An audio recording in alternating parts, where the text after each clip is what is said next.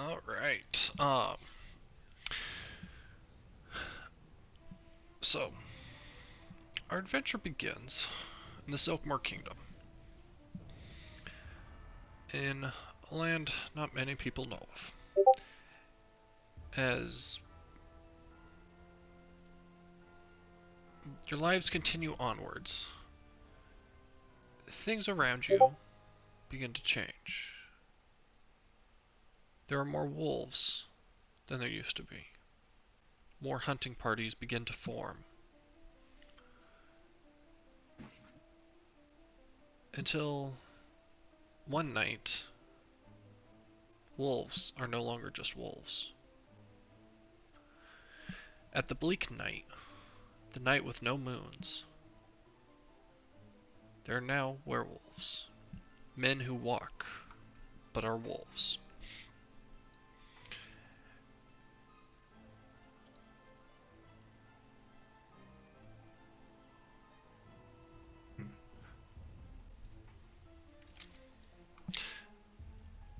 As they begin to wreak havoc upon the world, there seems to be a pattern. A pattern of them killing adults, men and women alike, but stealing the children, whisking them away into the night. Even more peculiar, into the mist. As they disappear into the misty forests, people who go after them are not seen again. A party gets formed, and several individuals are invited to Milgard, including yourselves. As such, a few factions have gathered up, trying to create forces under one banner to take care of this evil.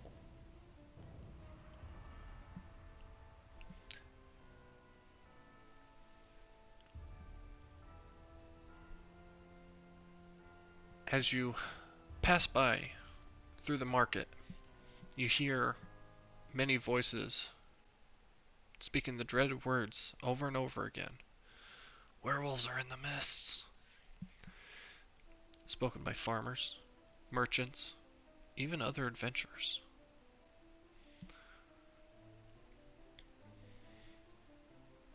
The hamlets to the east of Milgard, they have fallen prey to these werewolves as they spill out of the forest on nights with a full moon. A full moon like tonight. They come out cloaked in the crawling mist that seems to follow them wherever they go, and they spread death and mayhem.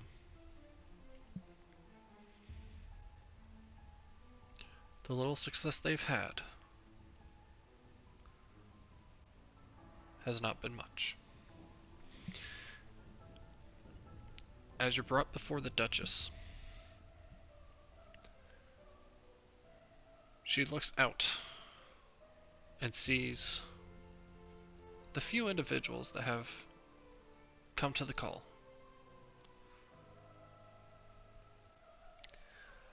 Tonight, all of you are to try and defend the civilians. You will all be given proper equipment, and shall you survive, you shall be rewarded. If you somehow discover and return with the children, even greater rewards bestowed upon you. As she turns over to one of her attendants next to her. Make sure the weapons are silvered. As an older gentleman in heavy armor steps forward. Alright. Any weapons you have, take them to the blacksmith, right over here. You will find your weapons will be cured in silver, as that is the only martial weapon that will do damage.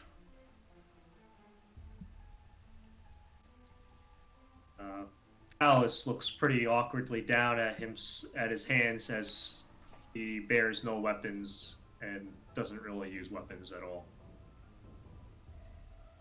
Well, I shall rely on my magics as always.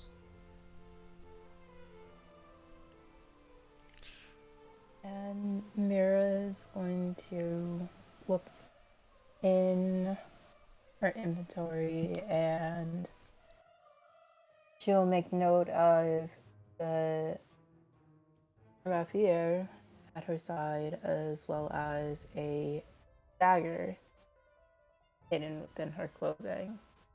And basically make a mental note to head to the blacksmith before doing much of anything else. All right. Let's see here.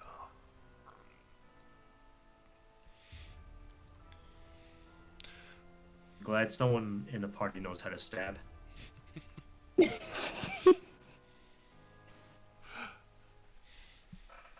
I mean, and gotta have some way of defending oneself, considering the fact that I don't really have any, well, not too many magical spells at hand at the moment. I'll take care of the spells. Take care of the stabbing, I suppose. Sounds good to me. As a awkward, spindly young lad carrying a sizable chest is walking around to everyone. Please only take one, as he's handing out these small vials. I'll take one, just in just one. Does it look? What does the liquid in the vial look like? Well, we're gonna do our first rolls because there's a few different vials, and depending on what you get, is what you get. So, nice. If y'all wouldn't mind rolling that D4. 4 and a 1. Okay, perfect. Valis, as you grab your potion, pulling it up, it's a blue looking potion with a little bit of bubbles, and as it sits there, it almost looks like it's boiling inside this little vial. Interesting. What concoction is this? So let me go ahead and describe Mira's real quick. Mira, as you pull out yours, you find yours has a reddish glow to it that has a little bit of a faint sparkly hint to it. The first potion, Valis, is a potion of heroism. Shall come in handy. You're one of the lucky few. Not many of those. Mira, your potion is a potion of healing. Mm-hmm. Interesting. This will definitely come in handy at some point. Hopefully not too soon, but yes, indeed. Okay, fingers crossed.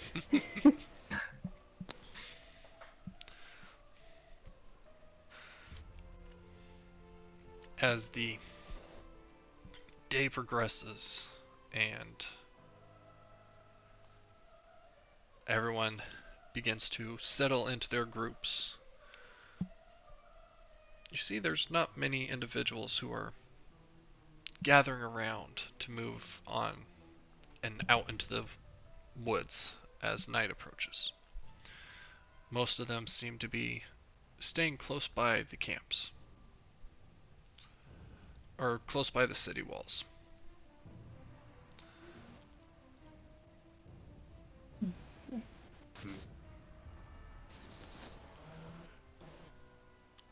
Hmm.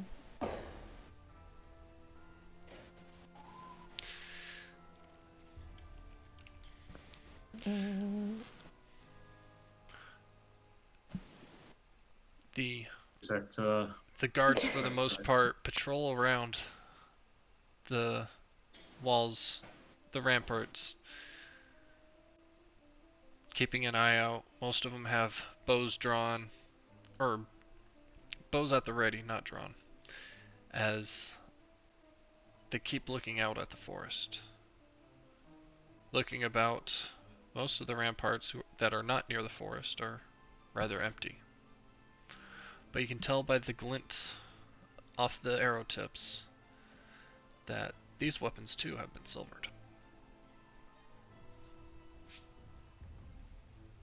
expensive operation, this?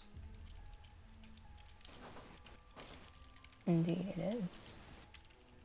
Mm. I remember the Duchess mentioning that those of us who are carrying anything metal, at least, it should be silvered. So perhaps, Indeed.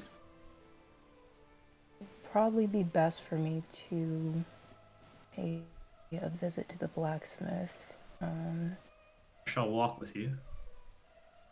I appreciate it. Your company is most welcome. All right, to the blacksmith.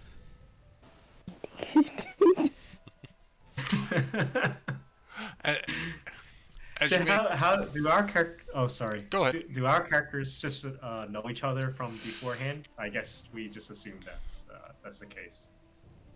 Yeah, that would be a fair assumption that you guys have come across each other in your travels. Either you've come from the same town, or you've just stumbled upon each other on your way here. Okay, I'm curious to what even Mira looks like. Truthfully. It doesn't matter. Okay, Mira is kind of tall, around like 5'10", 5'11" ish, close to that mark. And she also has this really bright white hair and this deep purple skin and what would seem to be like freckles and such, but they're like, it's like basically white spots, which would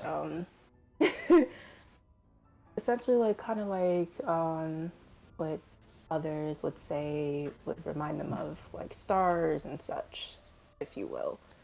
Okay.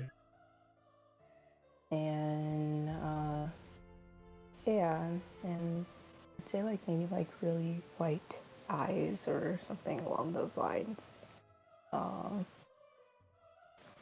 As for yeah, that's kind of about it that I can think of at the moment. She wearing armor or anything like that?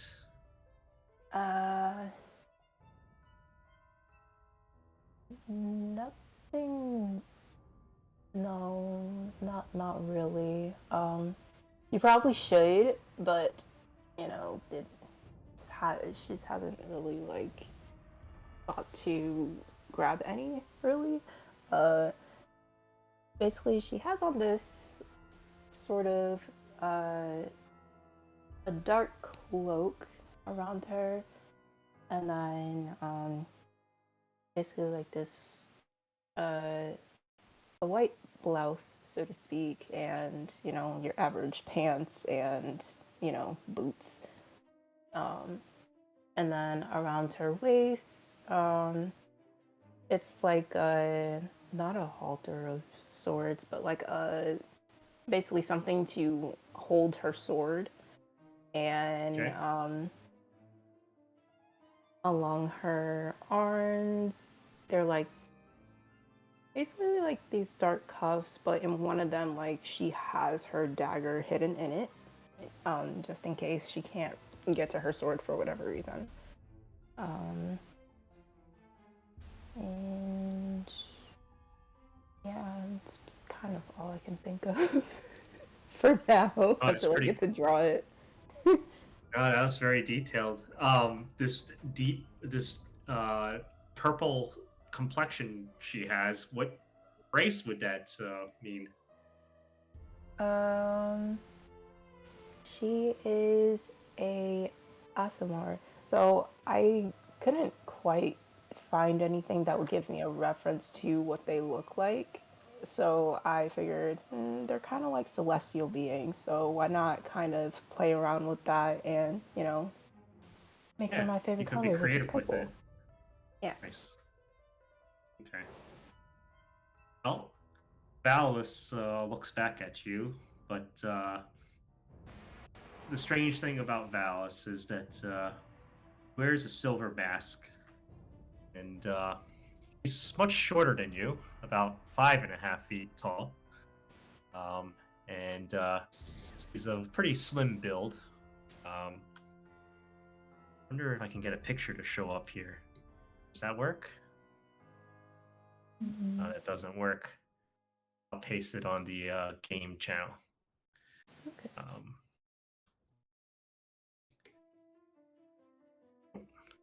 Whatever. I'll find a picture for you.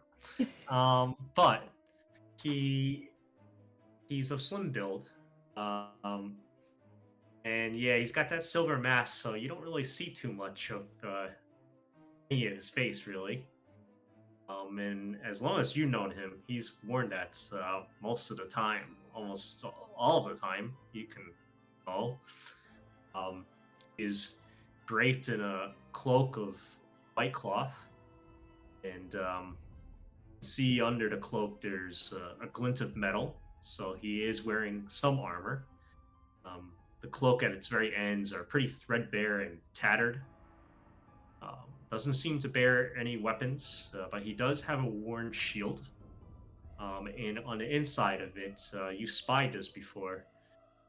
It bears a strange symbol on the inside. It is an upside down triangle containing a spiral. Okay. That's Valis. Interesting. Yeah, so Mira's probably gonna like basically poke fun at Valis and just be like, so in all this time we have known each other, when am I gonna be able to see your face? He just chuckles back and shrugs.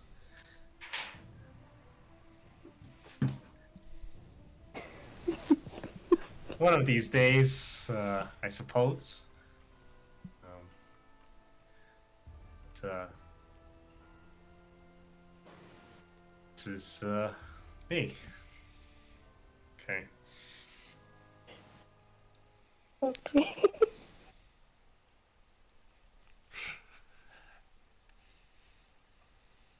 As you make your way over to the Everspark smithy, you find a young woman working feverishly as there are still a small number of weapons that are laid before her that look like they are of various craftsmanship. As she continuously is tending to her forge where she is smelting more and more silver.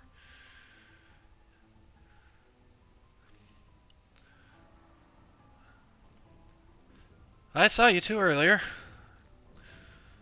What do you got?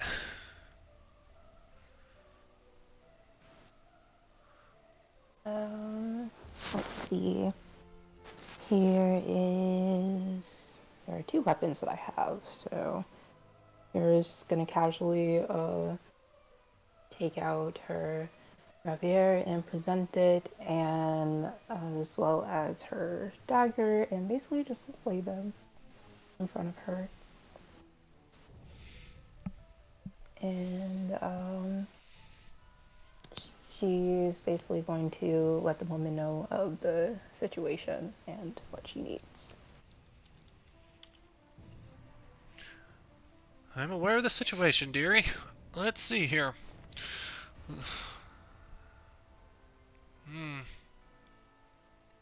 This isn't the finest of weapons.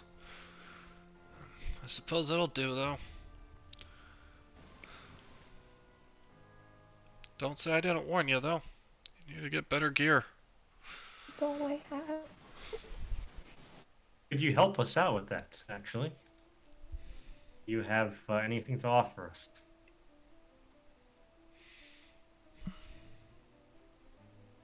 I suppose it could save me some time.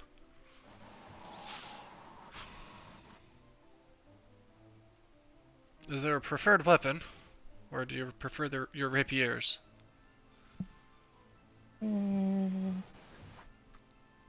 Well, I don't necessarily have a preference, just anything that won't take me too long to swing. Or that's basically nothing that's too heavy, like not a claymore or anything like that. Yeah. Yes, you are a small build.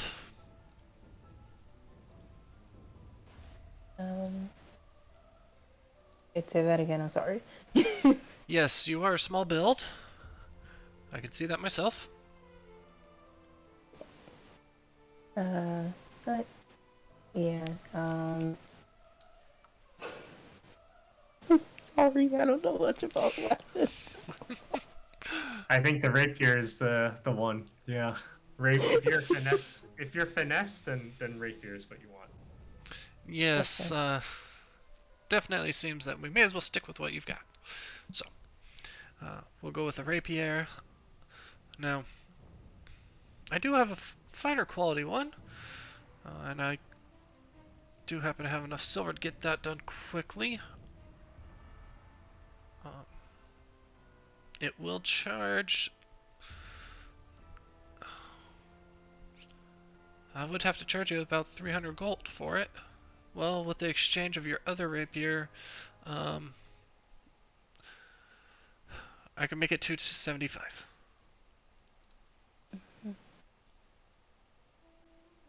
275? Yeah, Yes. 275. If you don't have enough coin, I can help you out with that. I'm like trying to find where I would like have the coins. Oh, damn!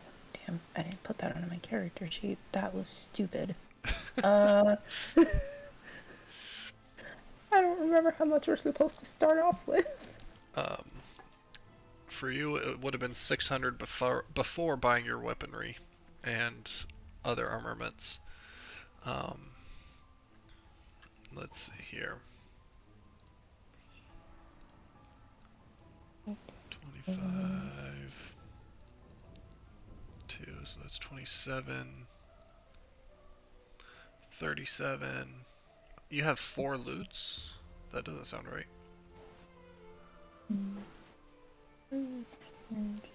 70. Oh, you've got plenty.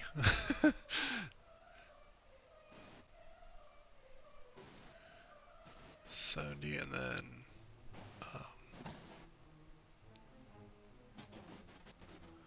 so you're at 115. Yeah, you're at 115 spent out of 600. So. Oh, you got tons of gold. They said 115. So 600 minus 115, 485 is what you're at.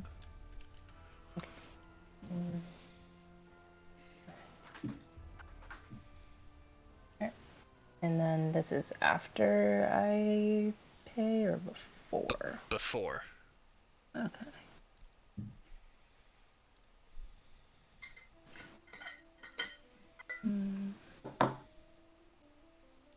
Yeah. Okay. I got my gold.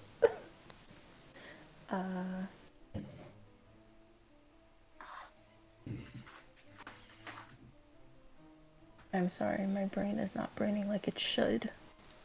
Jesus Christ. Okay. Math. So... I'm sorry. It's all good. Alright, so it's a 275. So if you take 27 platinum and 5 gold off, then you are good. Okay.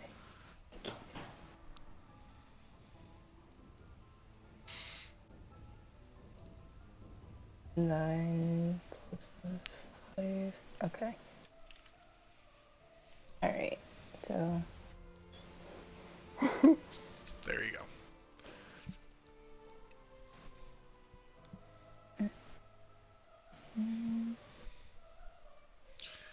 Okay, cool. So she quickly grabs another rapier off the wall, lets you fill it out before working on it, and it's a better build, a little more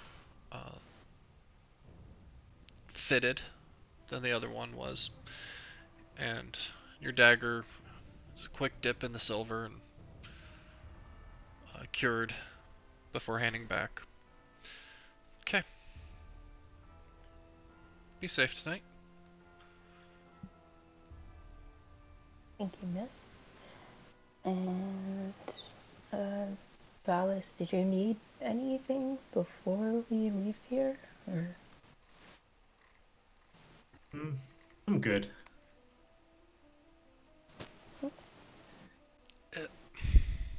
I don't suppose it's too much to ask, though.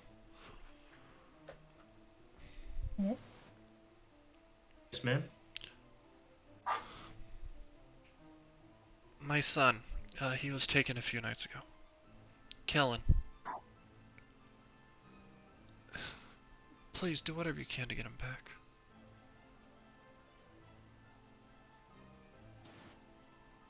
We will, I promise. Thank you. An eye out for him. Thank you. Of course.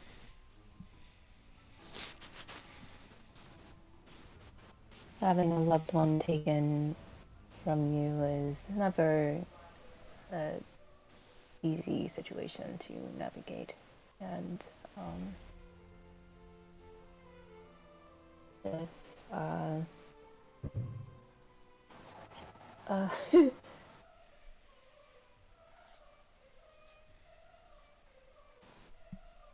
Indeed. oh, yeah, Mira's basically going to be very reassuring and, you know, that stuff. I'm sorry. You're good. Alice will nod with Mira, and we'll definitely keep an eye out for your son, and if we see him, we'll try to get him back safely. You know how distressing it may be. Thank you. Now it's getting late. You know, better hurry and get ready. You're right. Okay, we'll head out. Indeed.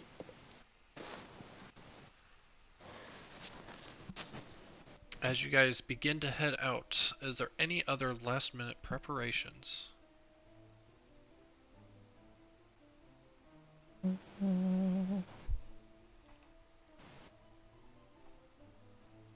it okay if we talk out of character? Like, I actually, if we traveled before together, we know each other's capabilities and stuff like that.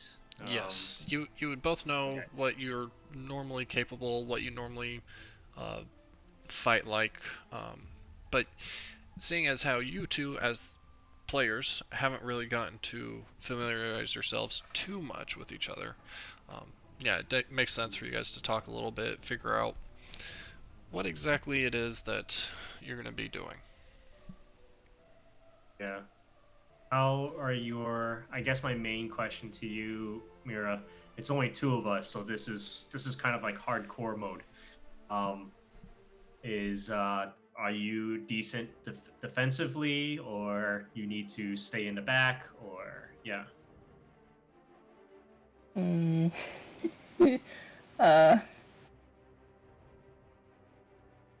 say that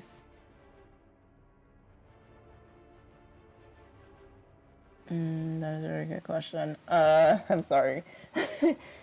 No worries. I'm like trying to take a look at all the stuff that I have. Because if you can't be the front, then I can do that. That's where I'm coming with. It's probably not what.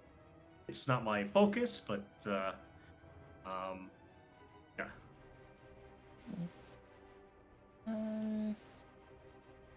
Do have armor and a shield, so.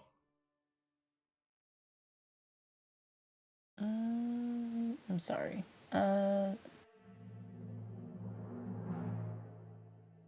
the moment, it doesn't look like I have any armor on me. Just You don't have only studded leather? weapons. Oh, yeah, I have leather. You have studded leather? It just says leather. I don't know if it's studded. If you have a if you have a lot of gold, it might be worthwhile for you to purchase some studded leather. Mm. And if you can wear medium armor to buy some medium armor, don't know what you are, so.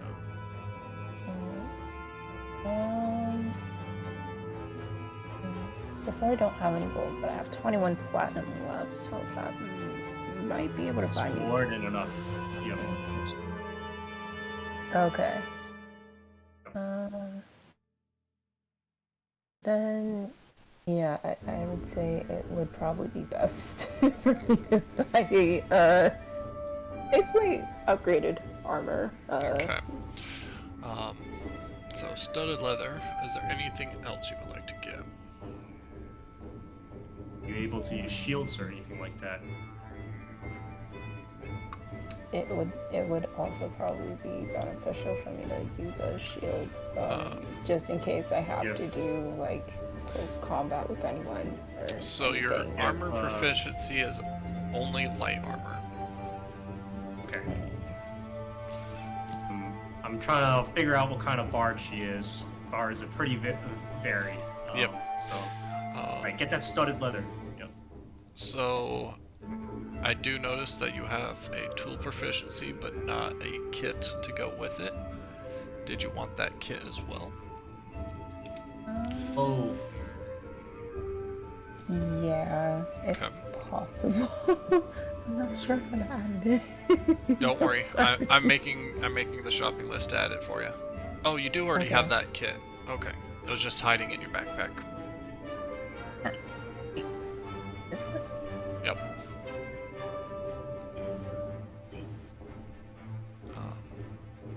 And I'll actually go through and change how the backpack looks later. That way it's easier to understand.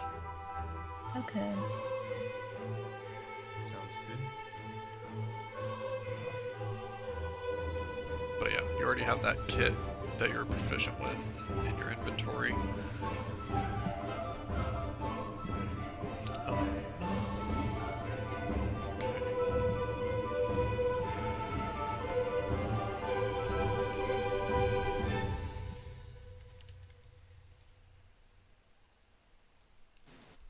Let's see here.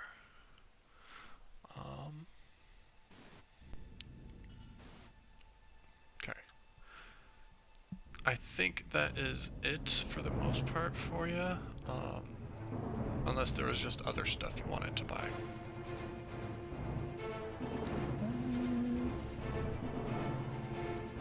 Not that I can think of at the moment. transfer this studded leather armor onto you. The leather armor.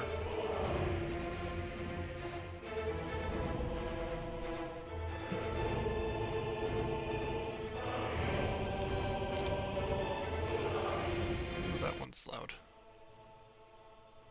Why is that track playing?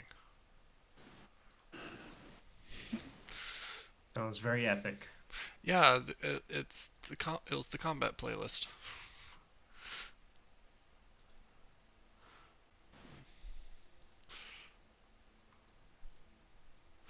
Um,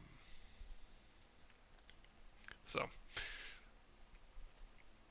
all right. And then Valis, did you have some things you wanted to purchase?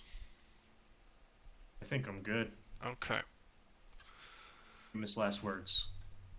Right.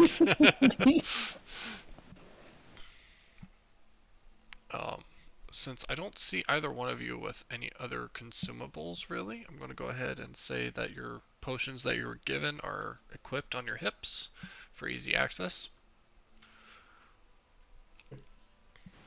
So if you chose to drink either one of those potions, it would be a bonus action. And then if one of your companions went down, it would be just an action to grab their potion and force it to them in the same turn, instead of having to spend an action to look around for it. Yeah.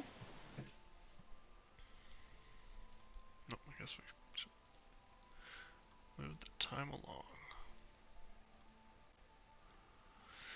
As the night slowly comes upon you,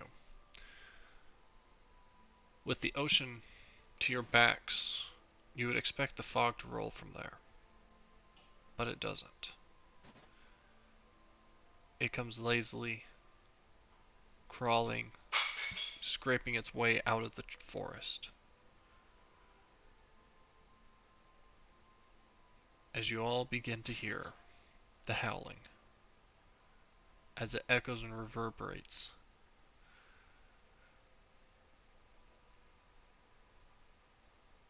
As the fog comes closer, you begin to hear shouting from the ramparts as arrows begin to fly.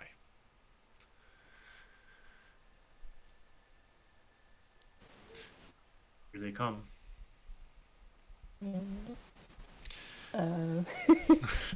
Is definitely gonna be on guard and just gonna pull out her rapier and just have it at the ready. As creatures keep dashing by,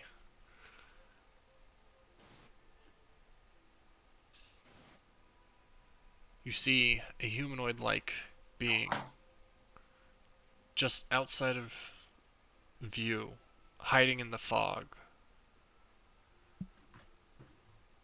But you can make out the golden eyes as they glare at you through the fog.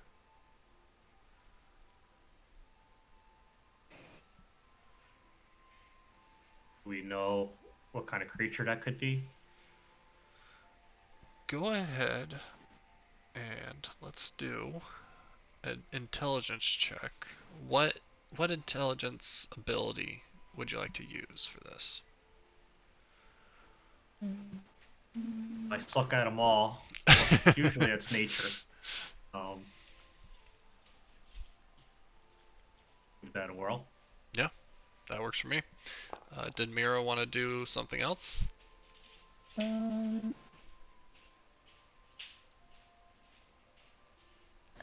I suppose I could also do a nature check as well. Okay.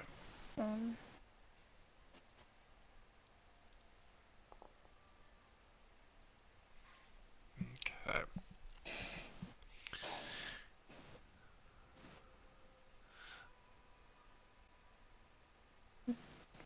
Valis, as you look at this creature,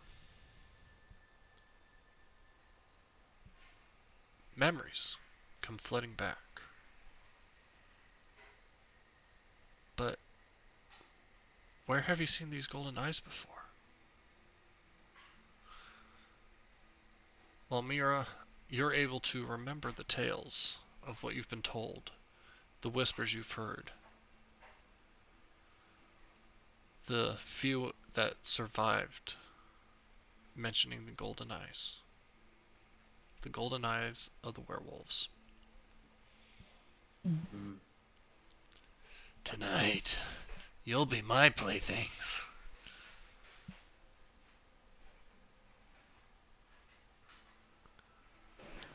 As it slowly looks to be walking backwards.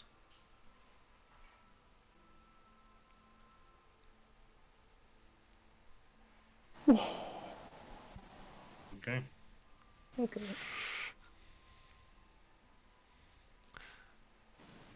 Giving chase or standing ground? I mean, I don't. Oh, is this just Tamira? Nope, this is to you both. Well, what's this? Where are we? How are we situated? Is there a map, or like are we on the battlements, or and how is this thing talking to us like that? So you guys are down on the ground, about 20 to 30 feet away from the battlements. And it's on the ground with you, and it is just talking. So how close is it to us?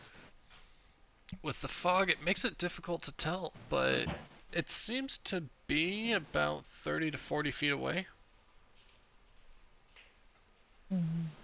And then what about all the other howling we heard? Like, are there other creatures nearby and stuff? Like, I don't want to charge into a crazy prey. I'm a little more cautious than that.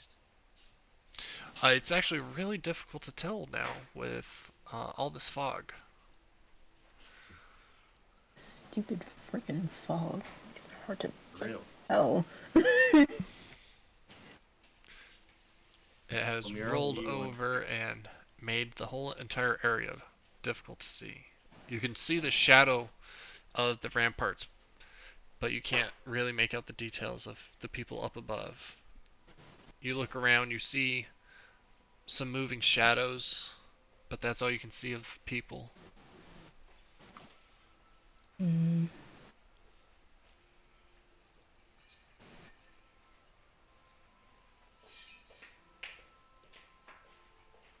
Pursue or defend?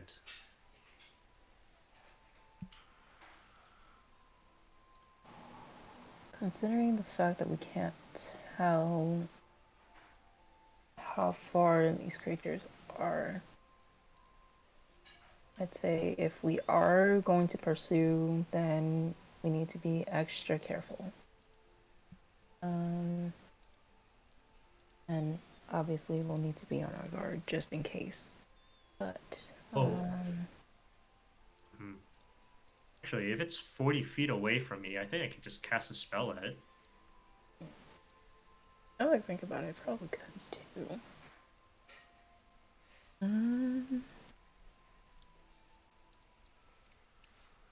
I won't pursue, but I'll throw a spell. Okay, go ahead and throw out your spell. Okay. Should I drag myself onto the map? Oh yeah, because it's going to ask for targets and all that good stuff. Let me go ahead and let me see if I can get this to work, because for some reason it's throwing up invisible walls that are not there. And it's going to continue to do that. Okay. Alright. Is this supposed to be theater of mind? Game. Yeah, all I'm seeing is that main title screen. Yep. Okay, here we go. Here we go. Alright.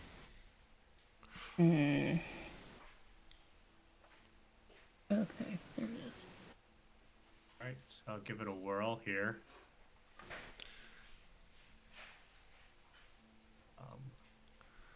Pop it out.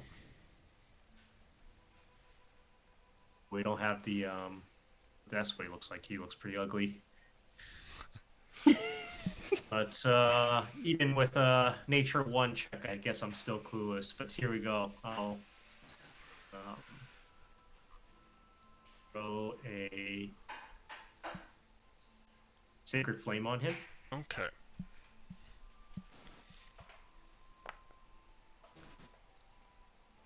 Oh. Some damage. Should I also try vicious mockery? Just to see if I can hit him. Alright, go ahead. Mm. And then after that, Yep. we will go ahead and just roll initiative. Okay.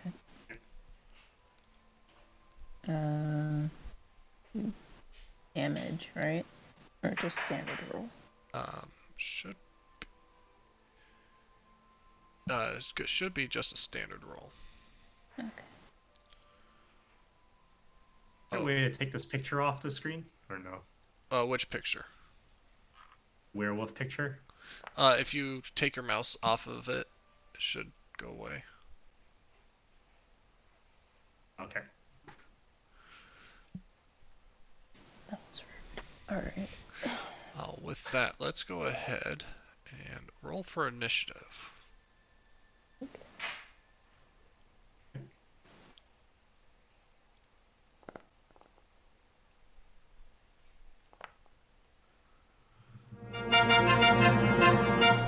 Someone got their first inspiration. Oh, sweet.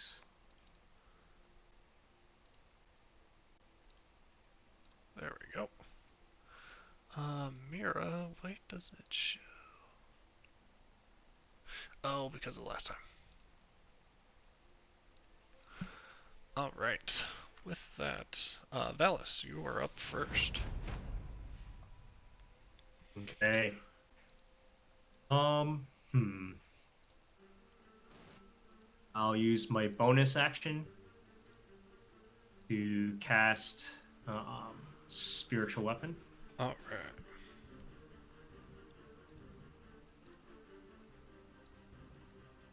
You see that spectral dagger come out, and I'll try to hit him with it.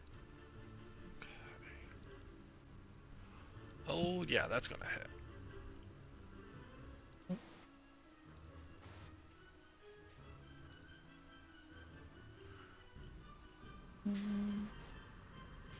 Then I'll use my movement to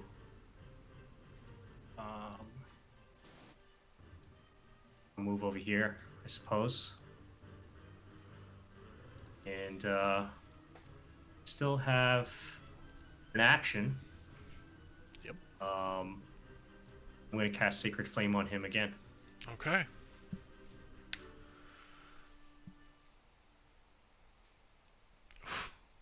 Again, it fails. Yeah. Alright. Mira.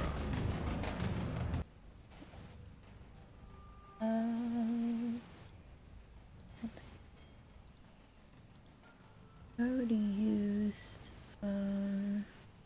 one action, if I'm not mistaken. We are at a new round, so you're good to do what you need to. Okay, so in that case, I will try to cast Thunder Wave.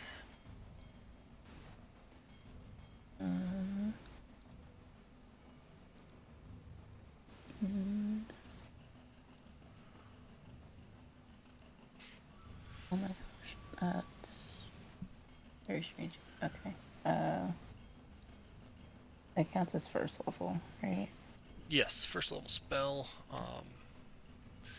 It does require each creature within a 15-foot cube, so you gotta get a little bit closer. Okay.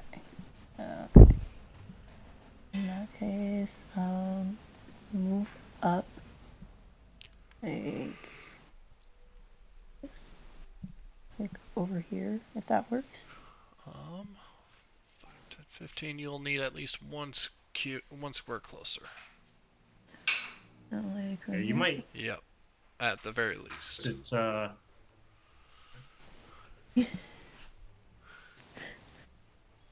Okay. And then Alright, so since I moved up, try it again. Oil hit me too.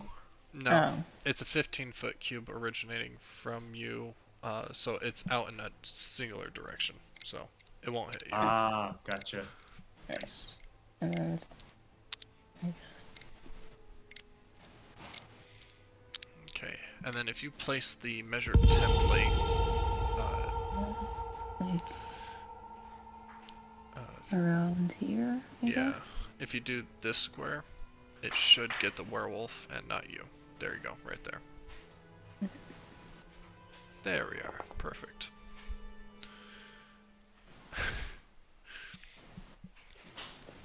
Yeah. Okay. Alright. Well, there's that. So there's your action. Is there a bonus action you would like to take? I don't think I have any at the moment other than healing word. Yep. Man, that's At the leveled. moment, no one is injured, so I don't really need it. Alright. This individual.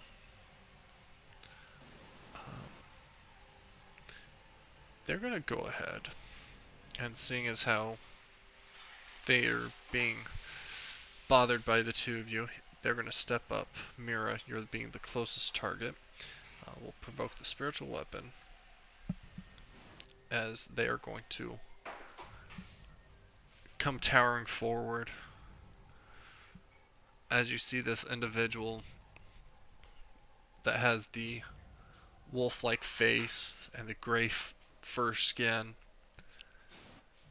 just lash down at you with their claws.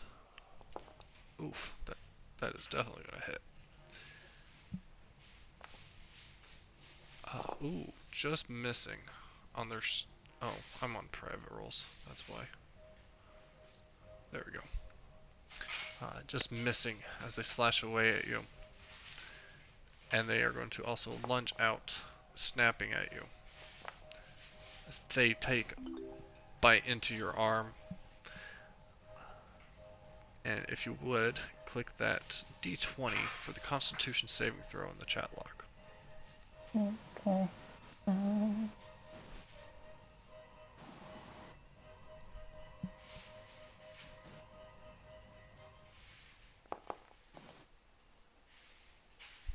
Okay.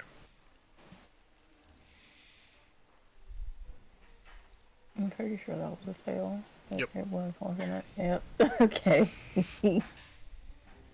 How much damage am I taking?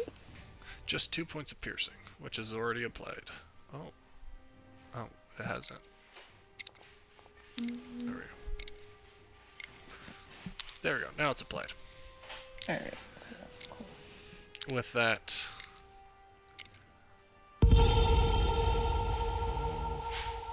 looks like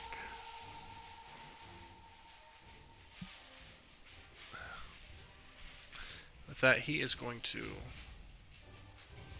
go ahead and run off, provoking from Mira. So if you have a martial weapon you would like to attack with. Martial weapon, that means I can use my swords if I wanted to, Yep. right? Sweet. So, definitely, swinging. Because how dare you, you furry bastard!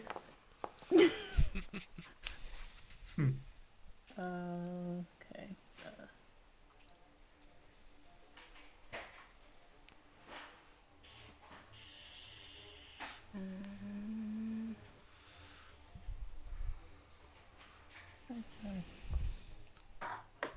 Oh, wait. Okay. Yep, there you go. Should I just try it again, I guess? It should be that if you click attack, it should roll the attack for you. Okay. Okay. Oh, yep, that'll do some damage as this werewolf begins to limp out towards the tree line again. You'll have to do better. With that, we are back around to Valis. Okay. I'll be like, where are you going now? And I'll cast Thorn Whip to pull him back in. Okay. I'll move over here. A clear shot on him. So I'll do that.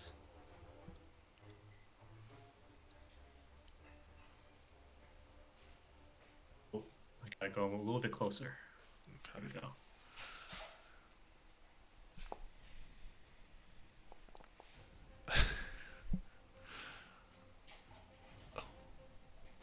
Interesting. I'm gonna like get over here. Let's see here. Pull him 10 feet closer.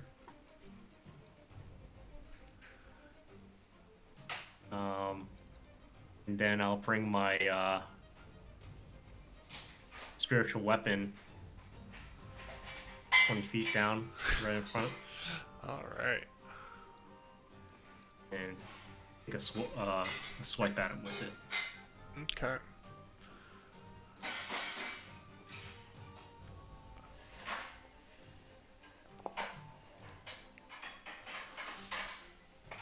As that too will strike him. We are. Alright, and that's my turn. Alright. He is looking pretty badly injured at this point. As you guys begin to hear the padding of footsteps, footfalls in the area. Alright, Mira.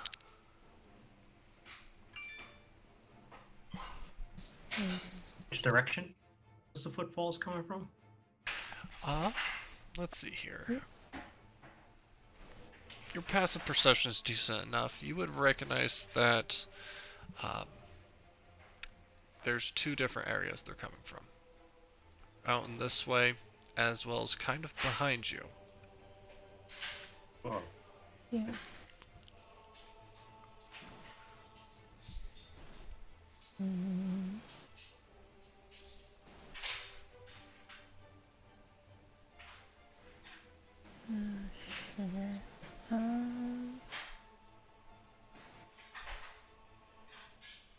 Sorry, I'm like trying to figure out the best course of action for that. good.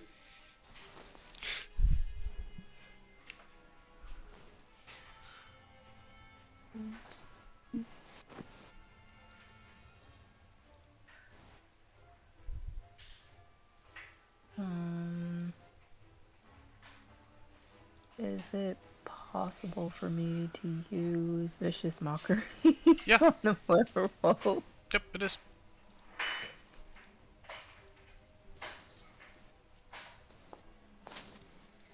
Oh, finally they fail. And that means disadvantage on their next attack roll of theirs. Okay. Nice.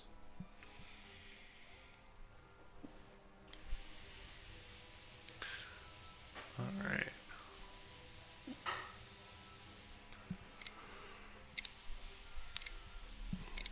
With that, any movement for you?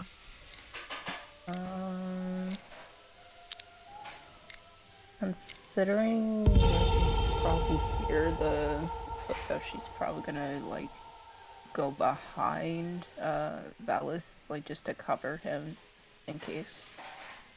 Okay.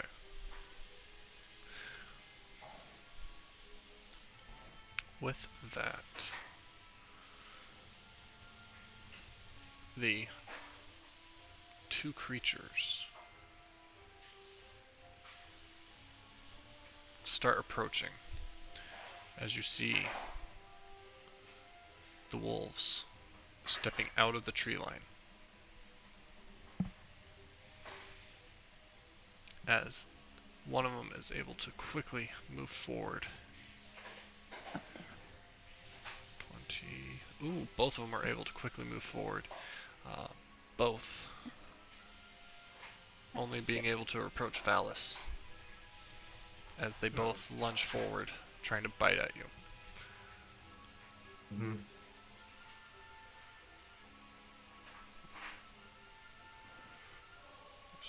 So there's the first one, just nipping away at you.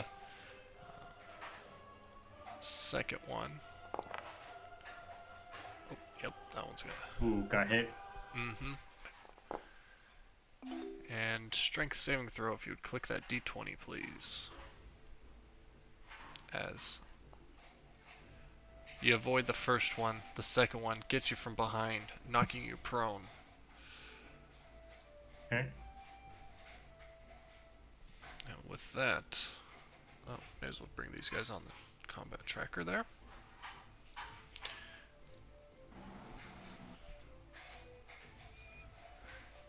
The werewolf, with his sheep-eating grin on his face. Keep coming. The master wants to see you. As they move further in. Alright. An op attack on him, I guess. Yep, hop with the spiritual weapon if you so choose.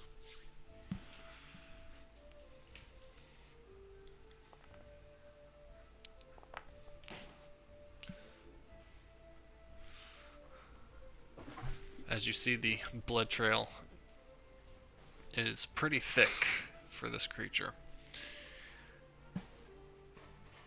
That be their turn. They'll dash, so they'll move off screen. Alright, Valis. Alright. Valis is going to get back up, use half his movement, dust himself off. He's surrounded by these two wolves. He's going to first use a bonus action to bring the spiritual dagger towards one of the wolves. If he attacks it from the opposite side, well, which wolf got the hit? One to the north or the one to the south? The one to the He'll north. go for the one to the. Right. He'll go for the one to the south.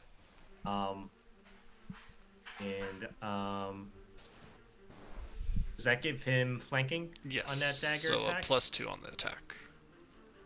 Nice. Okay. So I'll attack him with the spiritual weapon first.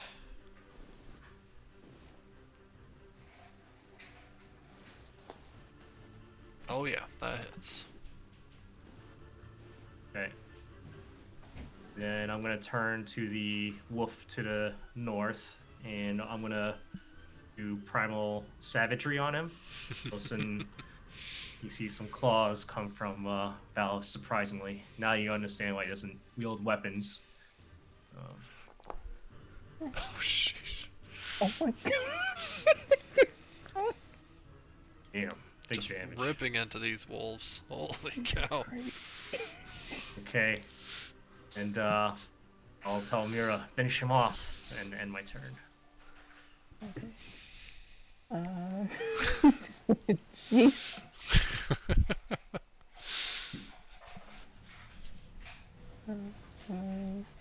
Okay. I remember this correctly. There we go. Cool. So, with that, Mira is going to cast Thunder Wave once again. Okay. Oh shit. She's done with this thing. Do be careful with the template not to hit your allies. So again, if you set it for this square up here, it should get... Oh. Should not get... There we go.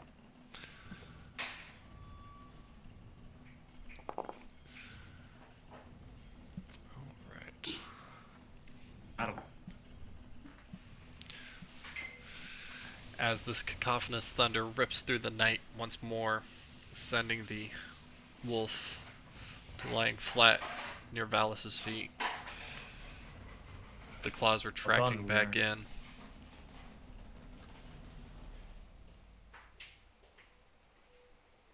Okay.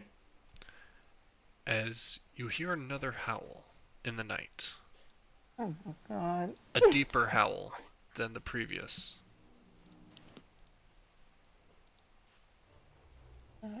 be good.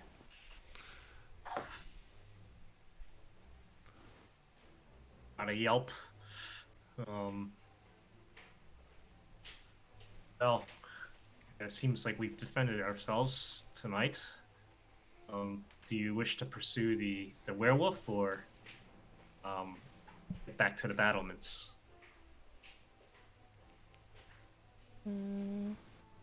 Part of me feels like we should finish him off. Okay. Mainly because I kind of feel like he would try to summon other or at least more of his brethren I agree. to come after us. So that's just me though. What do you feel like doing? He's badly injured. Let's finish him off, and I'll start trying to track him with the blood trail. Okay. Go ahead and let's get a survival check. DC's pretty low because of how injured this werewolf is.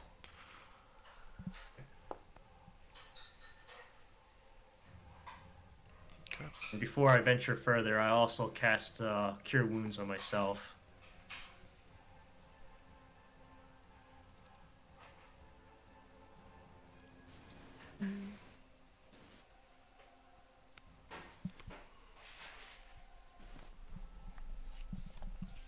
Okay. Here we go. Feel much better now. Let's finish off this werewolf. Very well. As you guys begin to continue moving through the night, looking for this creature, the fog continues to get heavier, denser. At times, it feels like it clings to you, holding on to you as you move through the forest.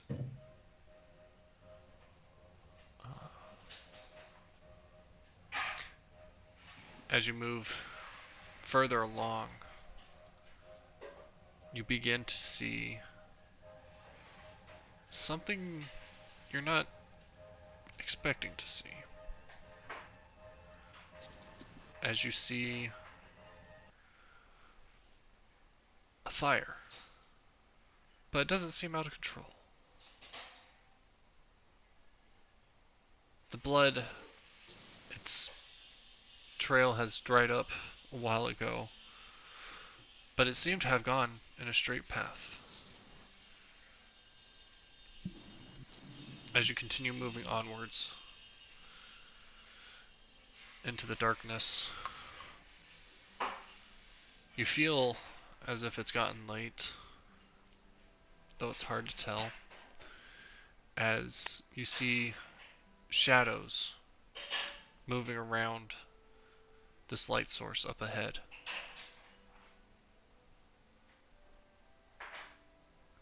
The only explanation could be that there's people around this camp, as there's larger masses of shadows. Clearly these must be tents. Very carefully. I have an uneasy feeling about this. As do I. With my bonus action, I don't see it on the actual sheet for Foundry, but I would like to harness divine power. Okay, so that would be underneath features. Oh, gotcha. Well, actually, uses my channel divinity. I don't want to use it yet. Okay.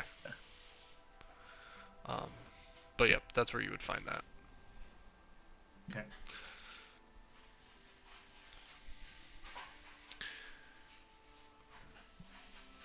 As you begin to look forward, you're able to see there's quite a number of lights. Not just one fire. There seems to be lanterns, as well as small braziers set up in the area. It seems there's quite a bit of activity. The sounds, they're almost cheery.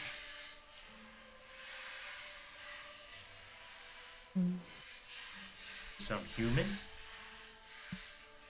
As you listen to it, yeah, there's people singing, dancing, there's music being strummed.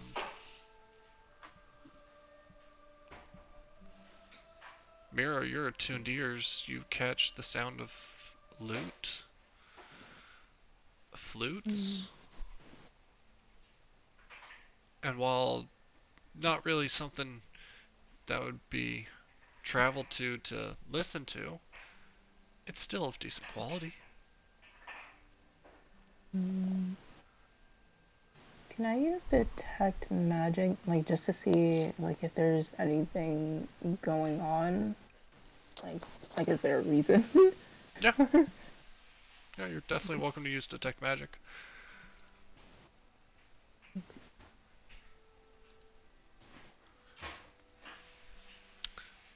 Um, Wait. It's a ritual, so it doesn't even use your spell slot. You take time to do it. Yeah, it's like place the measured template. you don't have to place the template. Okay, cool. As you're listening, watching, you don't catch too much in terms of magic, as you're not too close to most of it at this point. Though the one tent that is closest, it stands out for a few reasons. Most of the tents are round. This one's rectangular. This one's, as you look at it, you see your magic,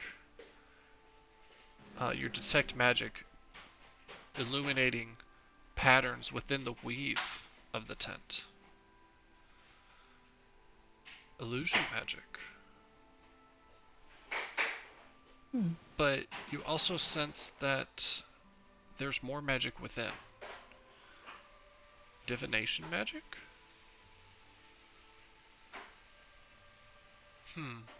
How peculiar. This is very strange. You sense anything, Mira?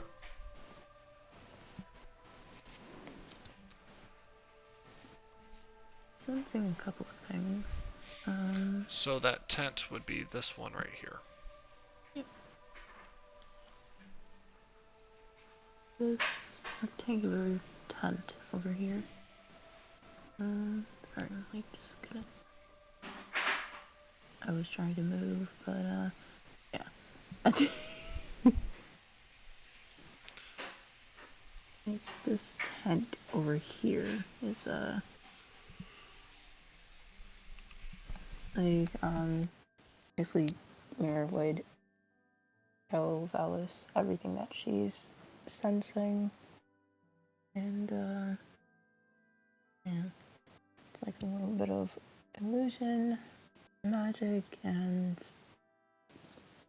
possibly divination. Interesting. Is this supposed to be really dark for me? I guess so. I don't have dark vision. You don't? Oh yeah, you don't.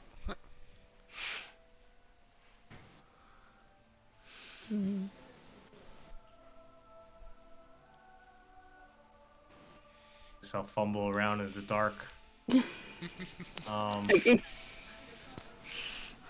can like faintly see stuff. It's like kind of weird. Yeah, whereas Mira sees everything in shades of gray unless it's in the torchlight. Yeah. Well, I see people. These people look familiar. Looking at the people, they don't appear to be individuals you recognize. Not at first glance, at least. Okay. Well, I will tap Mira in the shoulder wherever she is in the dark. And give her the blessing of the trickster. Okay. So you have advantage on stealth checks for 1 hour. Okay.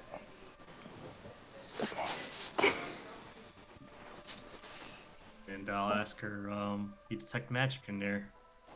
What do you wish to do? Do you wish to announce ourselves, or do you have suspicions about these people?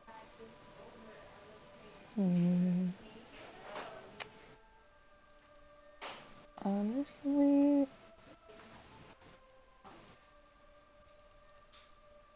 I'd say if we are going to present ourselves, we proceed with caution. Just in case we happen to find ourselves amongst an enemy or two. Indeed. So I don't recognize the individuals, but do I recognize what kind of people they are? Looking at them, they're Their affiliation. Yeah. they're a type of people you haven't seen in some time now. And it's been a while since you've seen a face like theirs, with all things considered. No, no. Hi, Bubble. Hi, Mommy. Come here. Sorry. How you come in the house and not love me?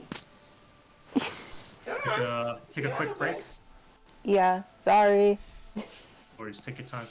Oh, yeah. You want to take a quick break, Yep. Sean? Sounds good.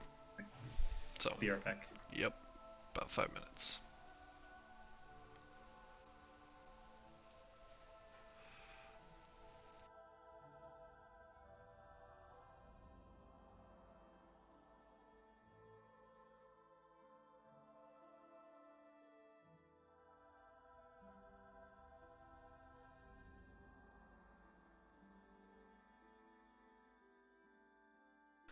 For those of you watching on Twitch, thanks for joining. Welcome.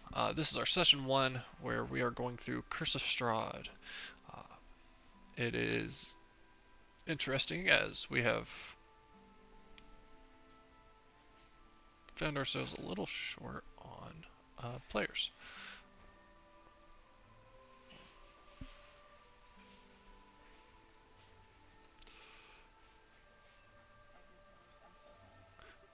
No worries. Taking a quick little break.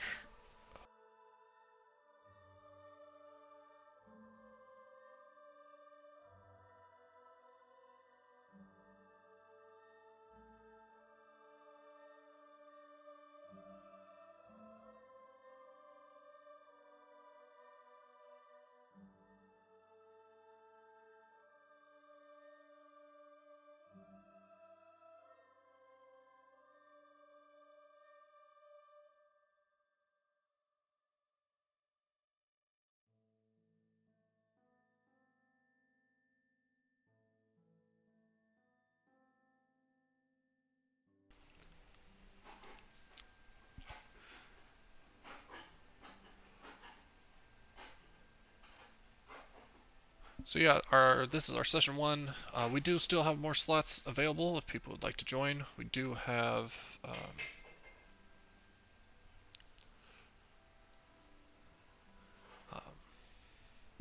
a few options.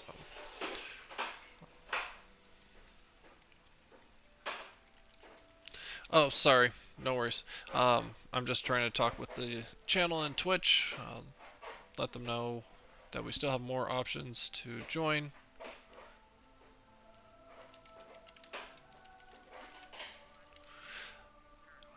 Yep, we have 5 viewers currently. We got rated at the start of our stream around 9:13, so yeah, it's been nice to see that we have a few people still sticking around. So. Um,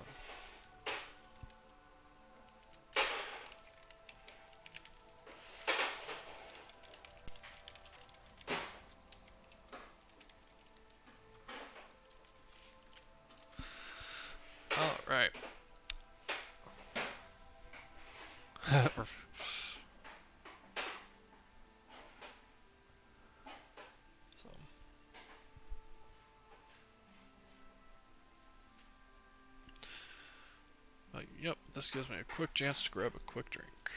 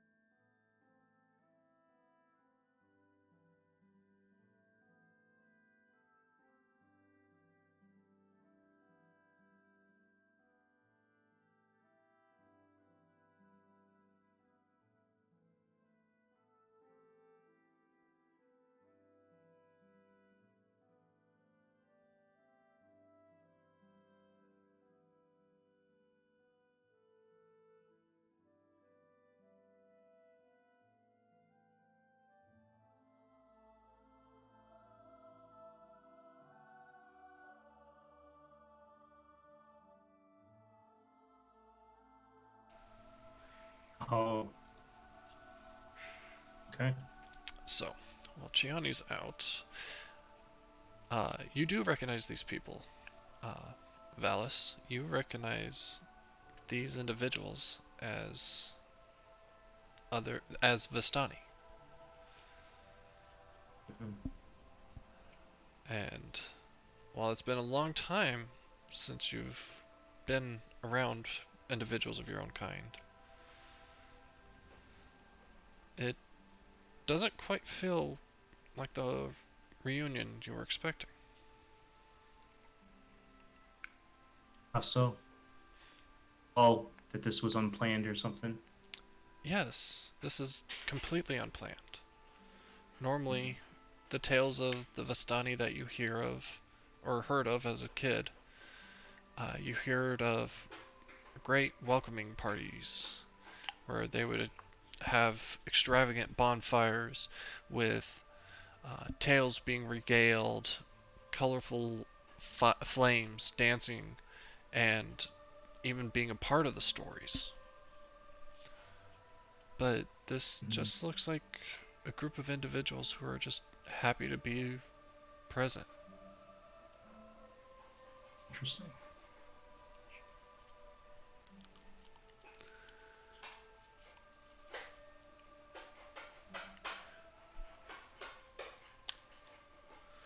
So,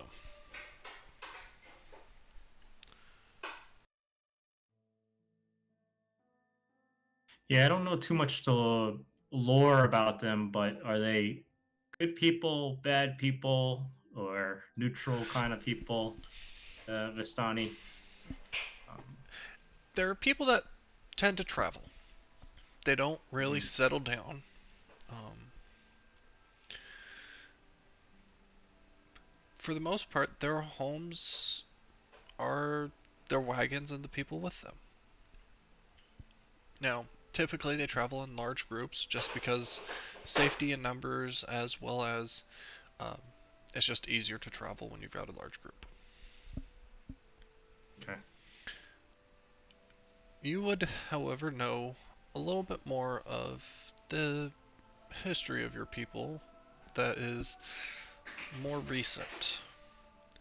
And that being that most Vistani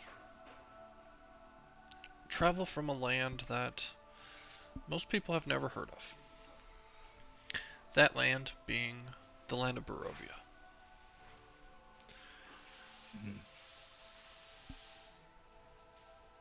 Now, you might not have been born in Barovia, but what you have been told from your parents, you know of it. You know of how it's a dark and dreary place where evil lurks in many places in many forms. But Okay. the Vistani, they always look to be kind and helpful. But you also know that they're seen as tricksters, charlatans, and so they don't always have the best of reputations. Hmm. How fitting that I'm a trickery cleric then. Right? Imagine that. um, and so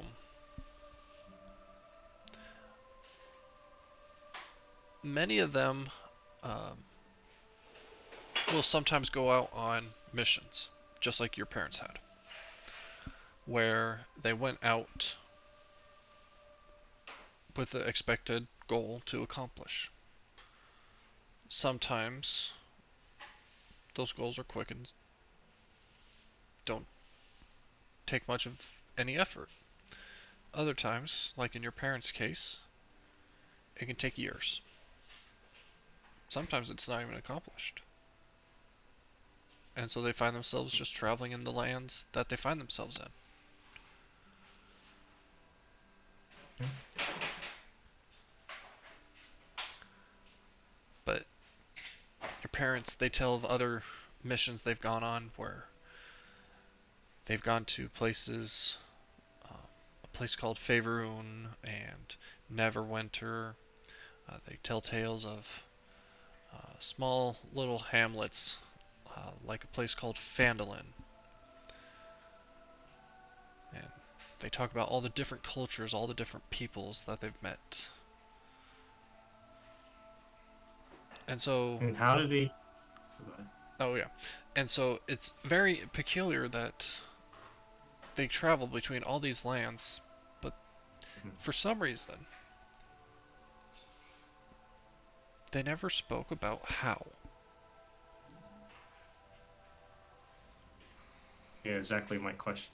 Yep, I saw that comment. Yep, they never mentioned how they traveled, only that they were able to. Okay. And of course, being young and inquisitive, you would ask your questions. How? And they would always give vague or different remarks, um, varying from they had a special potion or they would step through the mist. But, like, that doesn't travel people places. So, how could that be true? Um,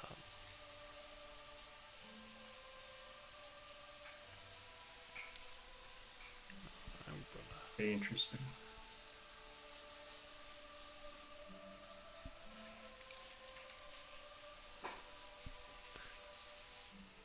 see if she's back.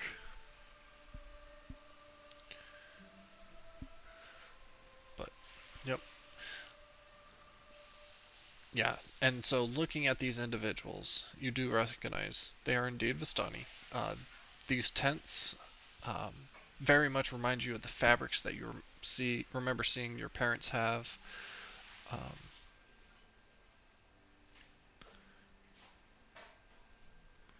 and then, of course, the Okay. brightly colorful wagons, and it just all makes you remember small parts of your childhood. Mhm.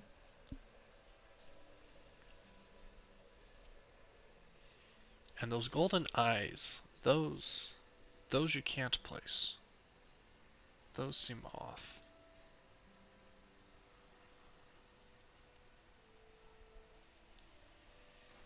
Okay.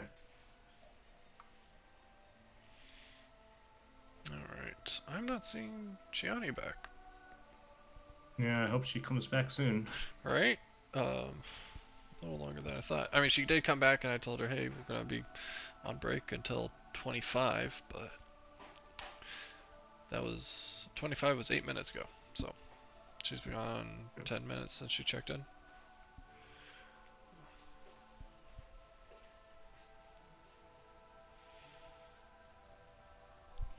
So, all right.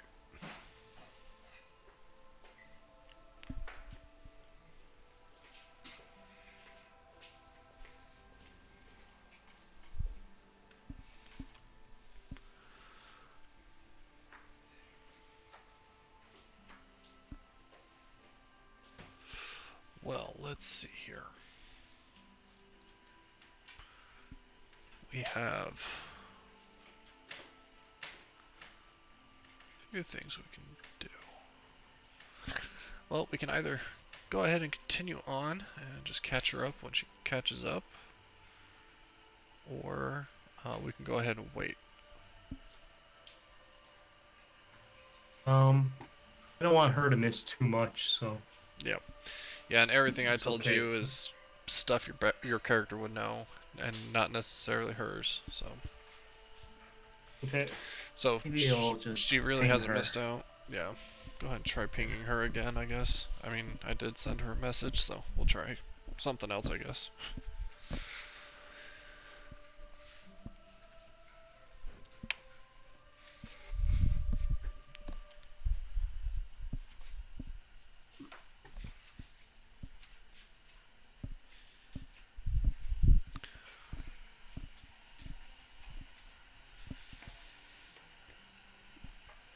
Okay.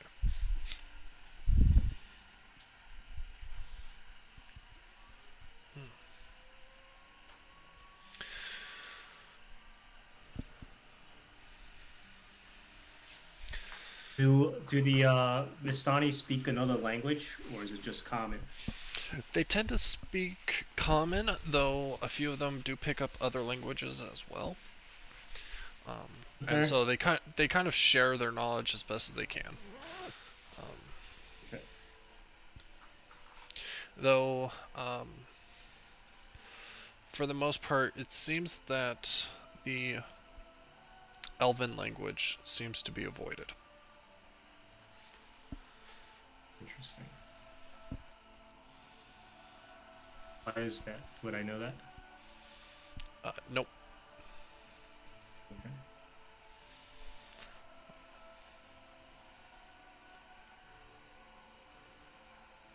And so.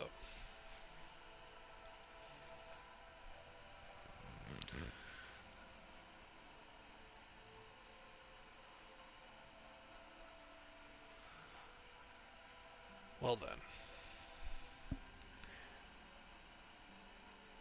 Maybe we should Yep. get started. Yeah. Yep, unfortunately. Alright. As you look about the camp, you would have some recollection of there being somewhat a ranking order within the Vistani. You would know that, for the most part, there's your standard members that they, for the most part, take care of everything that you normally would in a household. But then you also have your team leaders, who would be responsible for the horses and the wagons. And usually they've ranked up above the rest of the group for the most part, as they took care of the livelihood of the wagons, which was the livelihood of the party. Okay. But your parents always spoke of one individual in reverence that was above all else, and that was the madam. Interesting. And the madam, she was different than the rest. She was always revered for her wisdom and her foresight, and she was the one that always was the one that gave out the callings for the missions.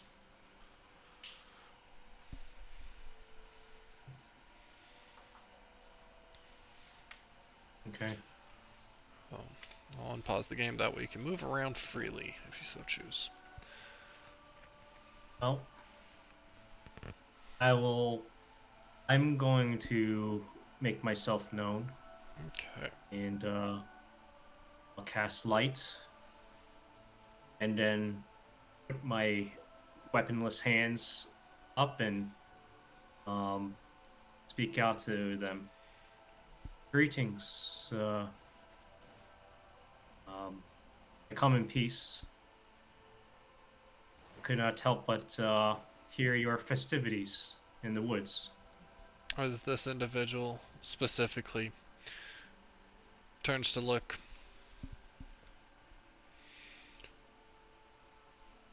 you look unusual. It's hard to see when you cover your face so. Okay. Why do you hide? Oh. The light is greatly appreciated, but You see Val is kind of unhood himself. I'll say Mira has seen me actually before, because that would be really rude. So, okay. um, hey, and I see her cursor moving. Yep, She she's must be back. back. She's back. I'm here. I'm sorry. Okay. No worries. Johnny, I'll take that back. You definitely have seen my face before when I'm eating and stuff like that. Yeah. But you see Val slowly approach and in response unhood himself and take the mask off. And you would see kind of a scarred face, a dark complexion, much like theirs, and his eyes are he's got dark black hair, and his eyes are emerald green.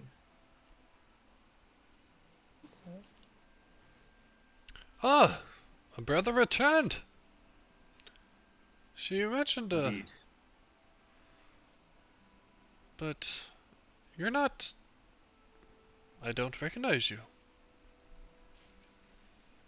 The madam spoke Has that been one would return, but I don't recall you. the name is Valis. It has been some time since I've traveled with Vistani. I've wandered off, I suppose. This is my friend, my companion. I'll gesture over to Mira.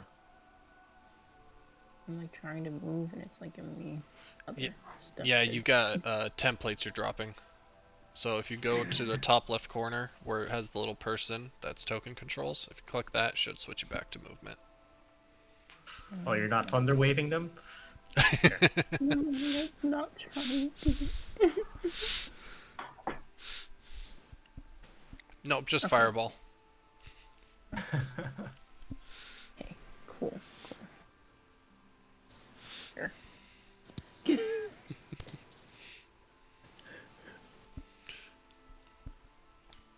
Well, welcome back to the fold then. But please,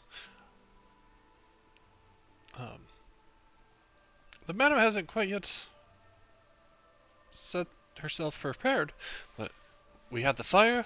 There is much dancing and music. You're welcome to come and join us. As he kind of starts to walk around the tent, gesturing for you to follow. The fire is much appreciated, and so is the company of the Vistani. And I'll let Mira know about these used to be um, people, the type of people that he used to roll with back in the day.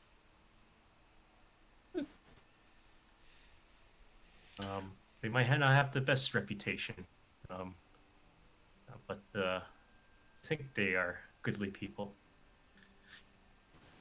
I'll It's find a seat around the nice to fire. be. Yeah. As he steps through into the area, brothers and sisters, we have a brother who has returned with a companion. As cheers go up, and some of the players who are using the lute strum quite rapidly.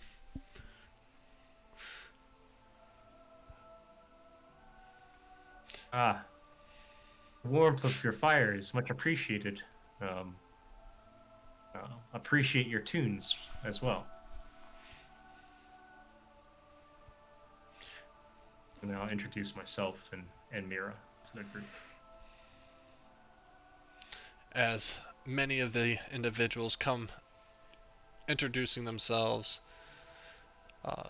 mostly to you, Valis, while most of them glance over at Mira, still politely smiling, but not really interacting so much. As the music begins anew, you are offered seats and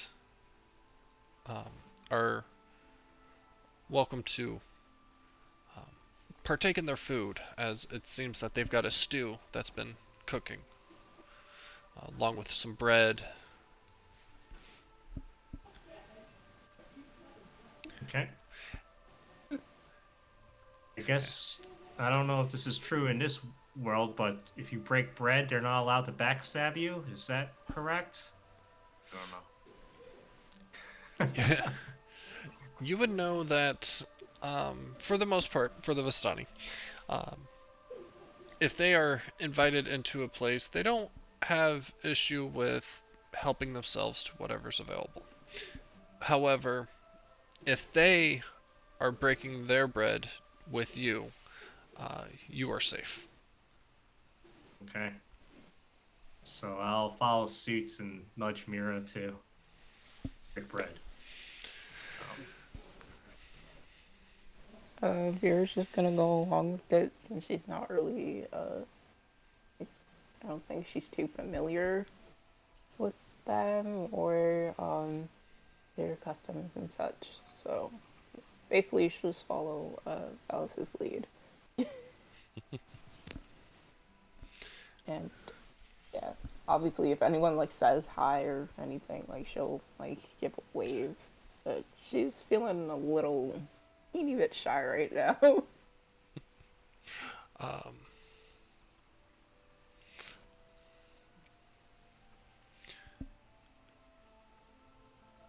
Now, I can't remember, Valis. Who was your deity? I don't know how to pronounce it. Lyra? There. Okay. The trickster goddess. Okay.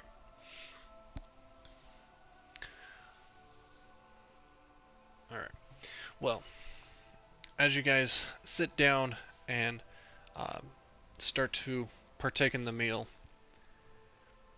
an older gentleman from the group stands up. The music quiets, though you can hear another little group not too far away. As the lute player drastically changes the tone of what they're playing, from this happy go-get dancing music to a much more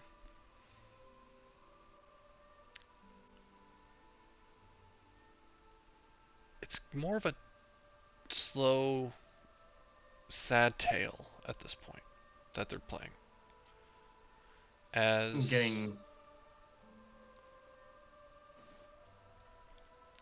the gentleman stands up,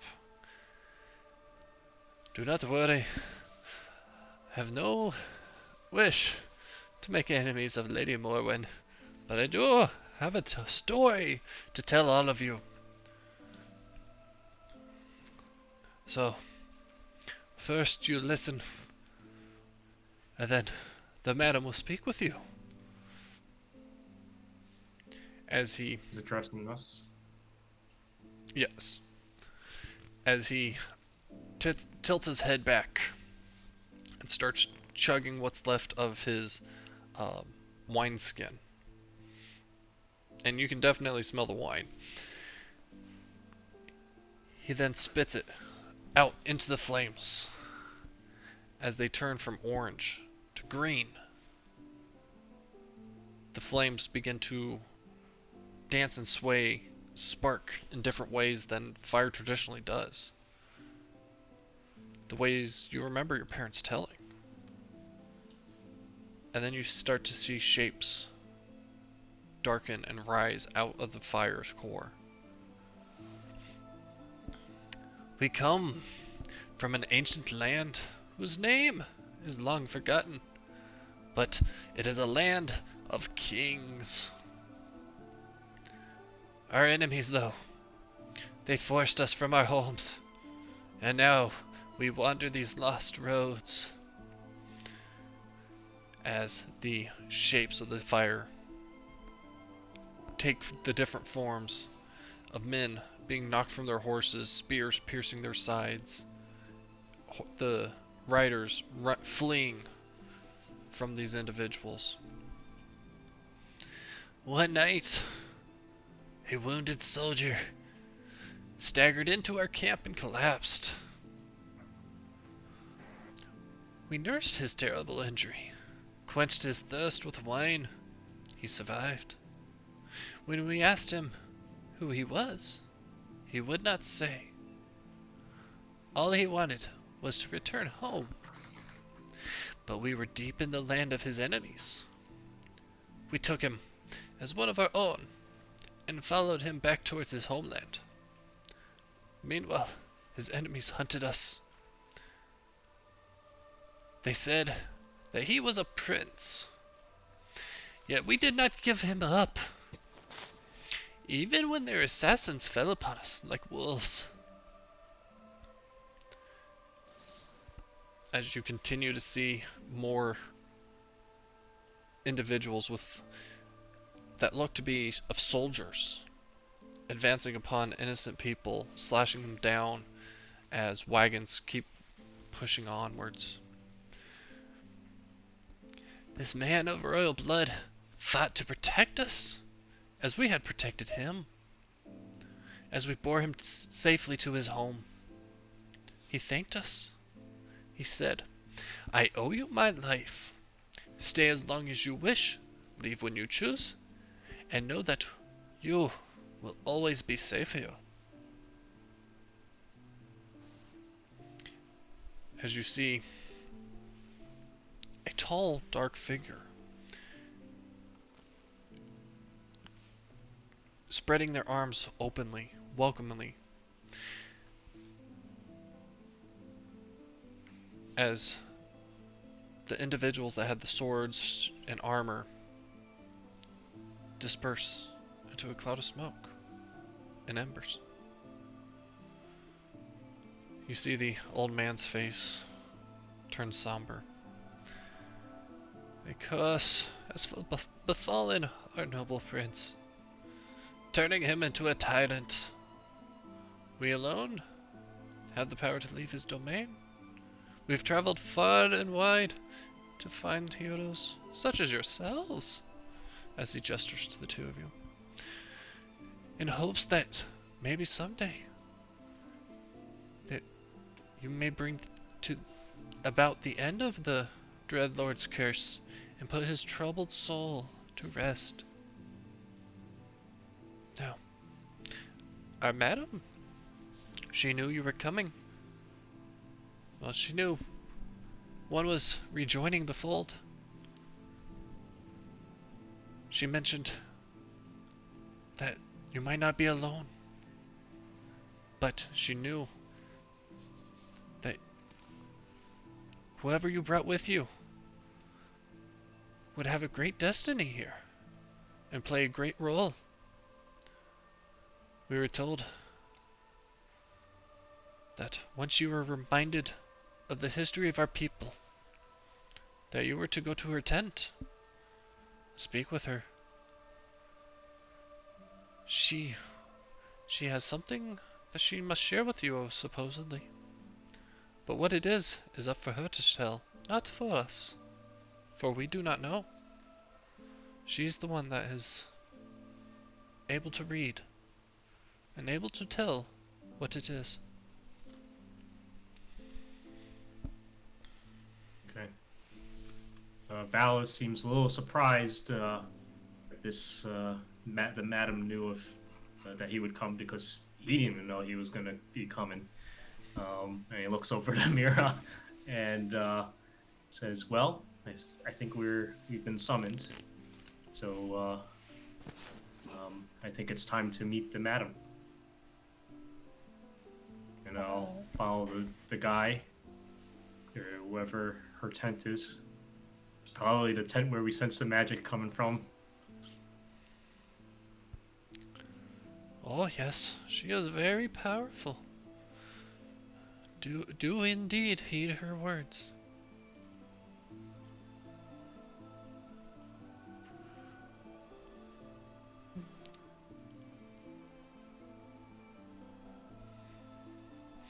As you approach, the tent is open slightly enough that inside you see a warm light coming out from it.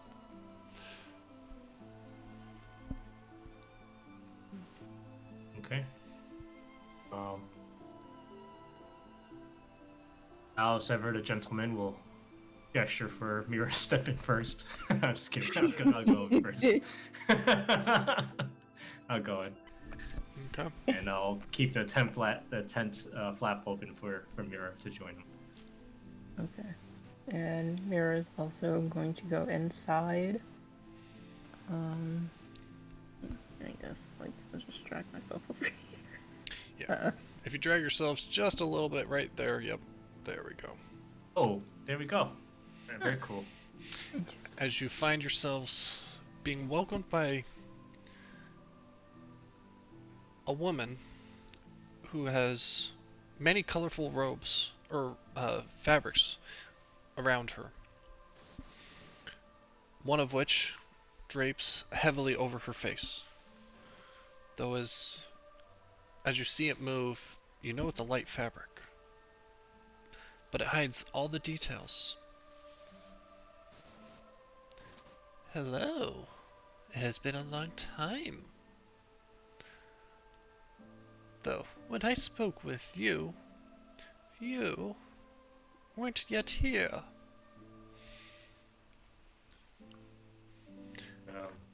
Alice looks confused. Now please, young ones, have a seat at the table. There is much to discuss, and much you do not know. Okay. Alice takes a seat at the table. Mira is also going to sit down.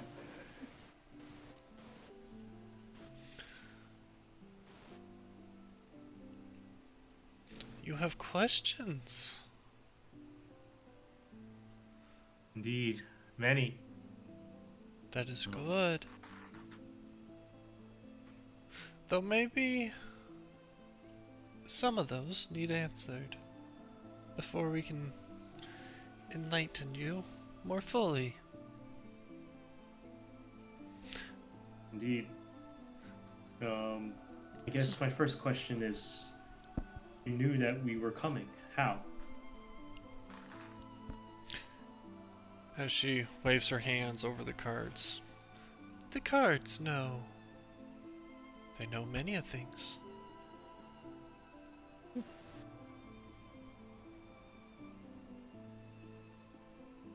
Valis takes a glance at the cards. What do they look like?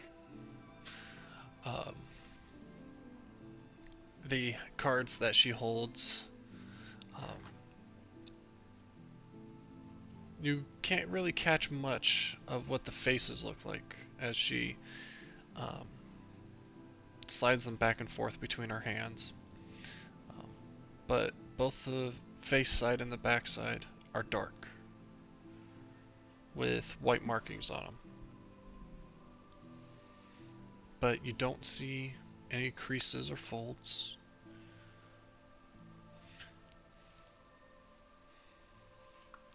Okay. You're not too sure about everything that you're seeing. Yes.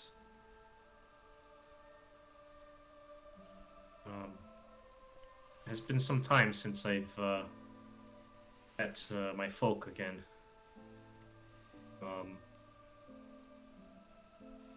Here, do you have any questions? Real quickly for me, would you go ahead and ping where you would be sitting?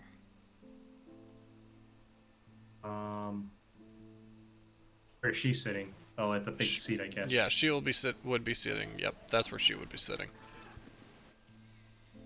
I would take a seat next to these little rocks here. They seem pretty interesting. So I'll sit. Actually, I'll sit right across from her. Okay. As she's talking with you, she sets one card aside. Now you, young woman, you too have many ponderies.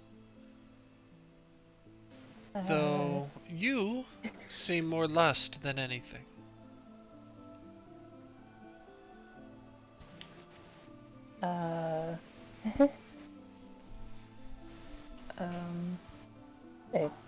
Sorry, I did say that again. I didn't quite hear you. Of all things, you seem more lust than anything. If you don't mind me asking, madam, what does that mean? Confusion? Uncertainty? Even scared, in some ways. You could say that.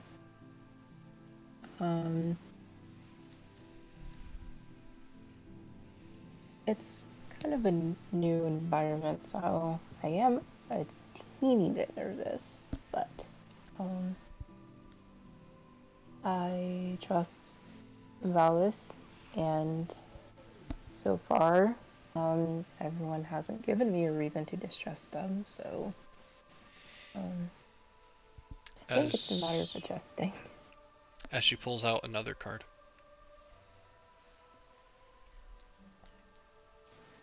She flicks the first one over towards Valis. The priest.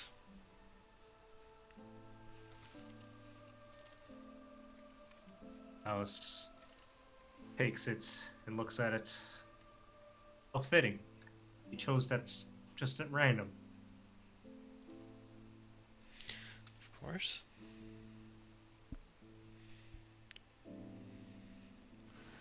You have a connection.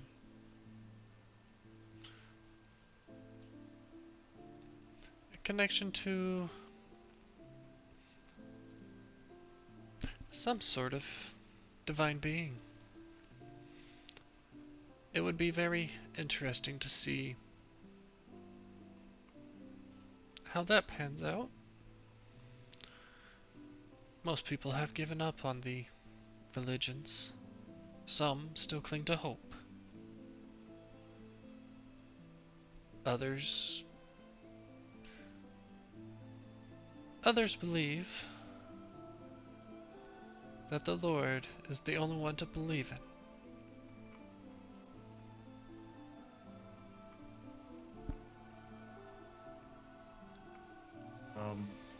Now it's just God's. I've always prayed, and it's reassuring that you confirm my beliefs.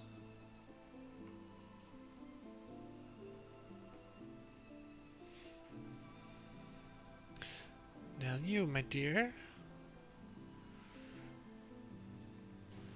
You don't always conform to the cards. Yours seems to weave and change. But either way,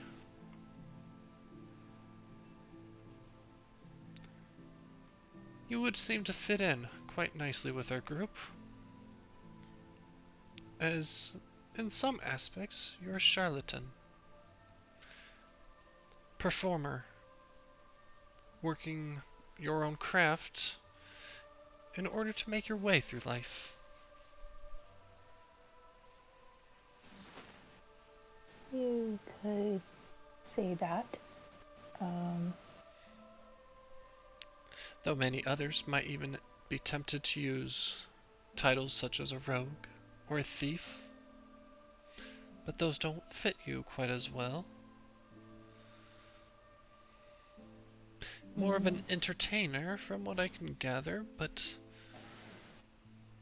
the cards, they say their own things.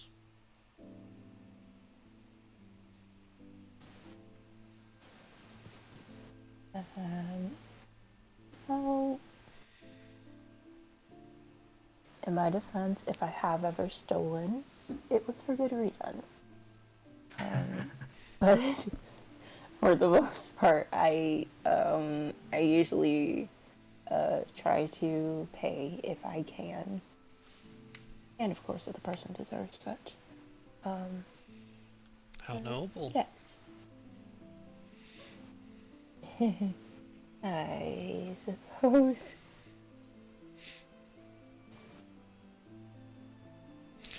As she waves her hand, the cards slowly sliding across the table back to her.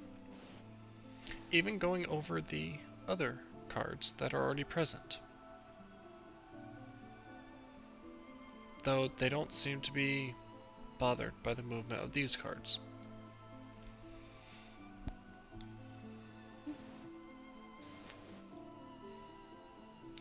Now, young ones, you aren't here just to socialize. But you do have your questions. I will give you a moment to ask before I proceed with creating more confusion.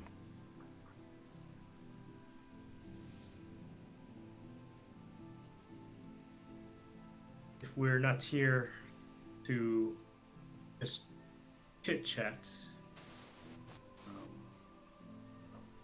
actually, we encountered a werewolf with golden eyes in the woods before we stumbled upon your band. Do you know of such a creature? He did say that you were to meet his master.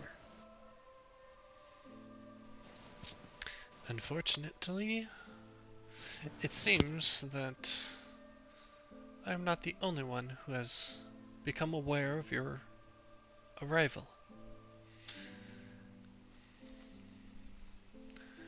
The one with golden eyes is one to be cautious of. He is rather treacherous and evil, and rather deceiving.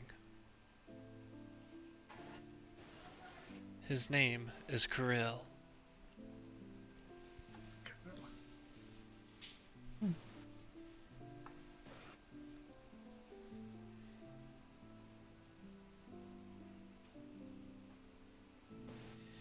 Have you any questions? He does the dark bidding of the Lord, who has become slightly maddened. He is troubled, and while he keeps his promise to let the Vistani come and go, things are not improving for anyone. Indeed. And who is this lord you speak of? Who does he work for? Specifically. He works for Strahd von Zarovich.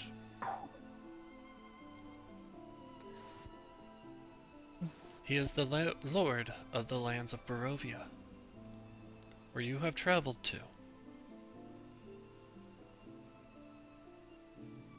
Very few travel here. Even less don't.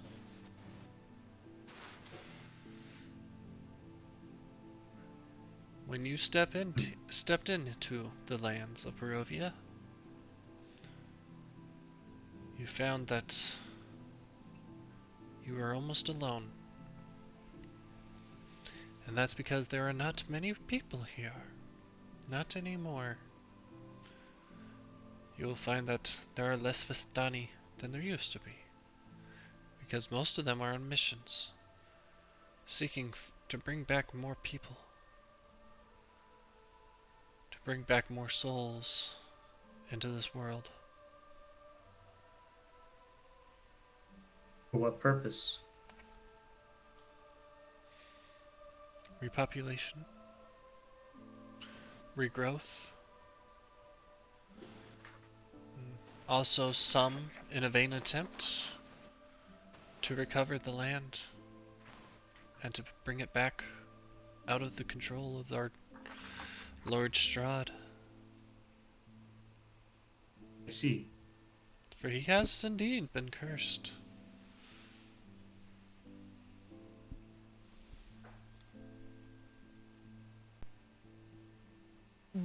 Valis just looks over to Mira. Anything from... You must have some questions running through your mind, Mira. I was trying to come up with some. It's okay. I have another question. We were seeking a son of a blacksmith, a boy named Kellen. I do not know if he wandered into the mists, but you seem to have senses, and have you sensed such a presence wandering here? Was this us? Unfortunately, there are many individuals who come to this land, but not all of them do the cards tell of. Though I see. many reports speak of Kirill and his gang taking children and carrying them in their arms, carrying them back to their den.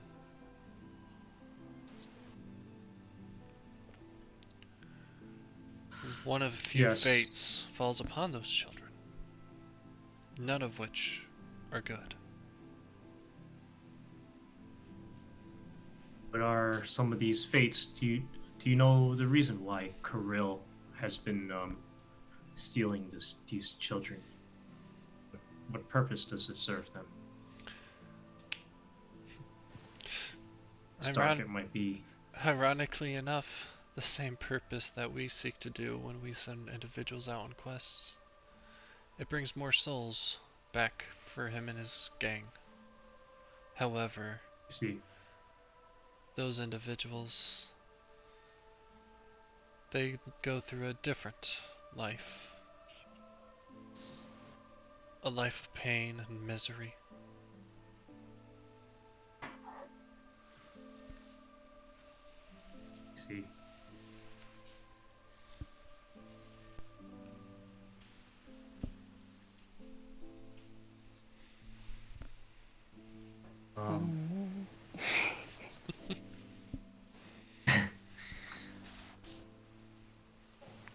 Would you happen to know where this den is? What was that? I said, would you happen to know where this den is?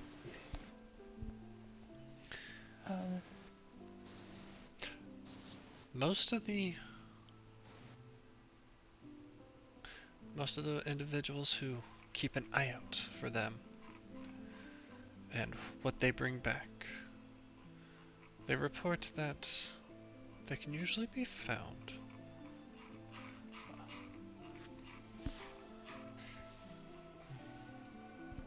They can be found near Lake Barotok, out near Kresk, and between Kresk and Valaki, though it is closer to Kresk.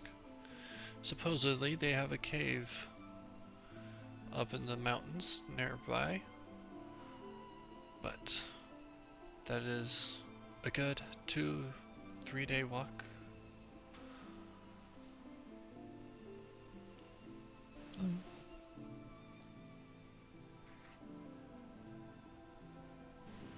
Indeed. And this mission you speak of, pray do share.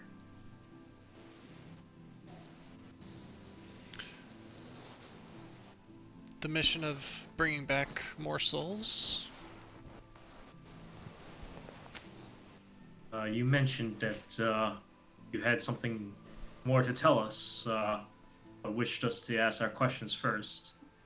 I'm sure more questions would arise, but what was it that you wished to tell us? Mm-hmm. Very good. Then,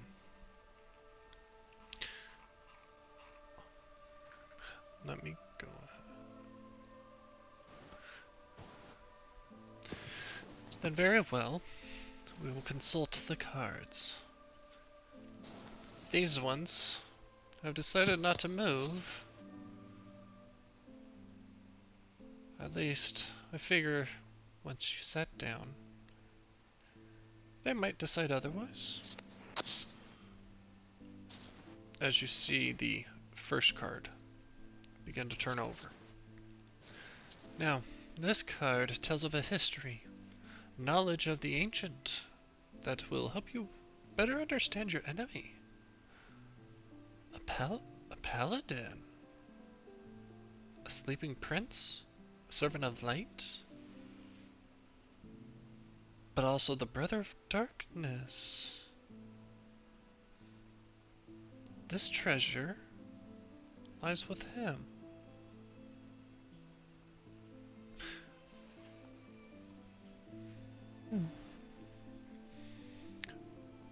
How peculiar. We've already seen this card today. The priest. And this card tells of a powerful force for good and protection. A holy symbol of great hope.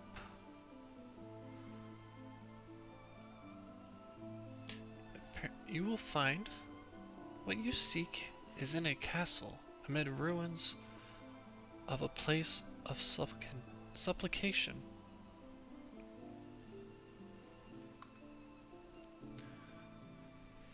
Now, this next card is a card of power and strength. It tells of a weapon of vengeance, a sword of sunlight. The treasure you seek is in fact hidden behind the sun, in the house of a saint. The house of a saint. This one sheds light on one who will help you greatly in the battle against darkness. There's not one. There's two. What horror is this? I see a man, made by a man, ageless and alone. It haunts the towers of the castle. But you also look for a man of music. A man with two heads? He lives in a place with great hunger and sorrow.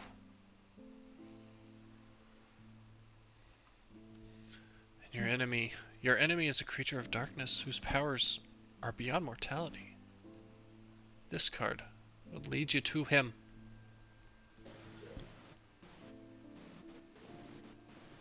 Or maybe it won't. This card cannot see where the evil lurks. The mist obscures it all.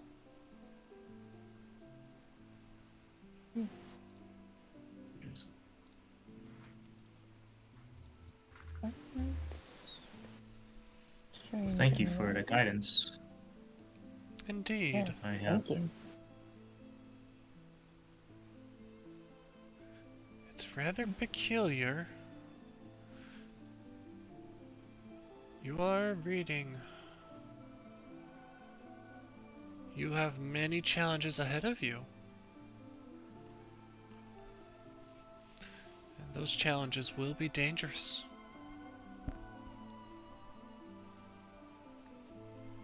Indeed. There's so many challenges. It's difficult for us to discern where to best start.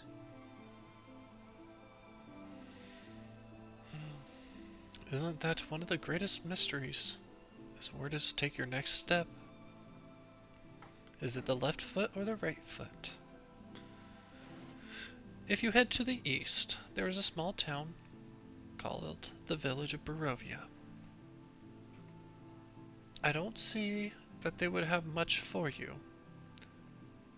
but I do see that you would have much for them. However, if you were to head to the west, you would find the path more fulfilling. There's more for you to do out that way. You would find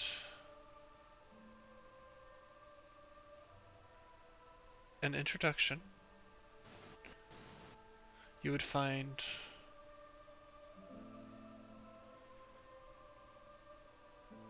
some individuals who were interested in you. But you would also eventually stumble into the town of Valaki. A place of hopes and dreams, where there is much chaos there, and much to do. Much for you to do. And not much to offer in return.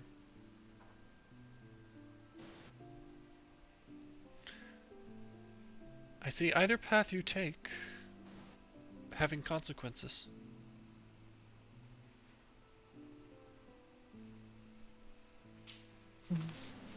This is a hard decision, but we'll think about it tonight.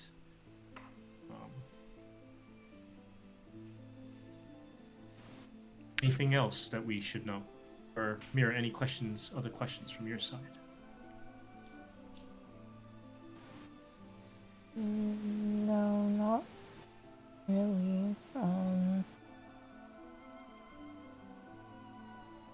No, nothing that I can think of. Okay. Anything else we should know on our journeys? As I sense is very dangerous out there. If you find that you need to visit again,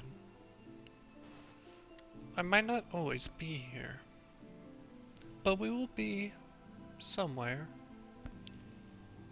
I do not travel like the others do,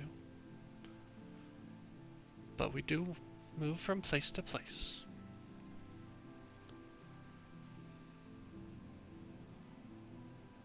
If you move from place to place, how best can we find you if we are in need?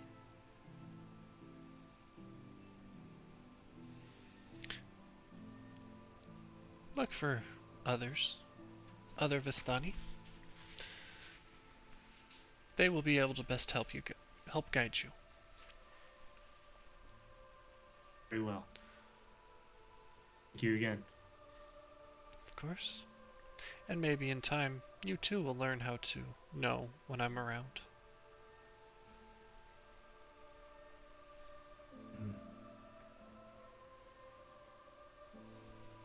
That is all. We will take our leave. Take care, young ones. Thank you. Alice will get up and out of the tent.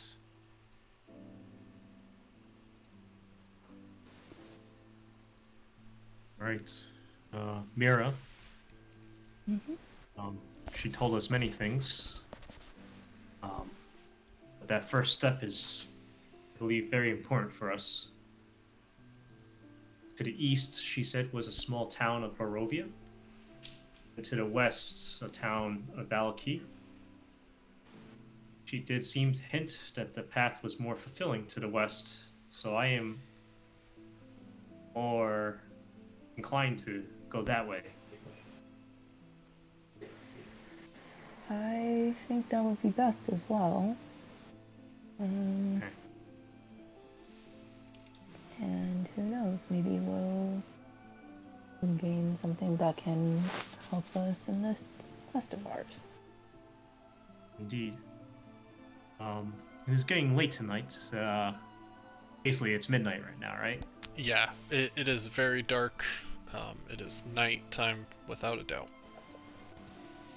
It is not wise to travel at this time. Perhaps we can spend the night here and safe with their with the safety of their numbers, and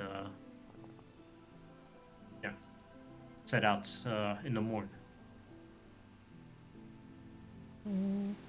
Alright, sounds good to me.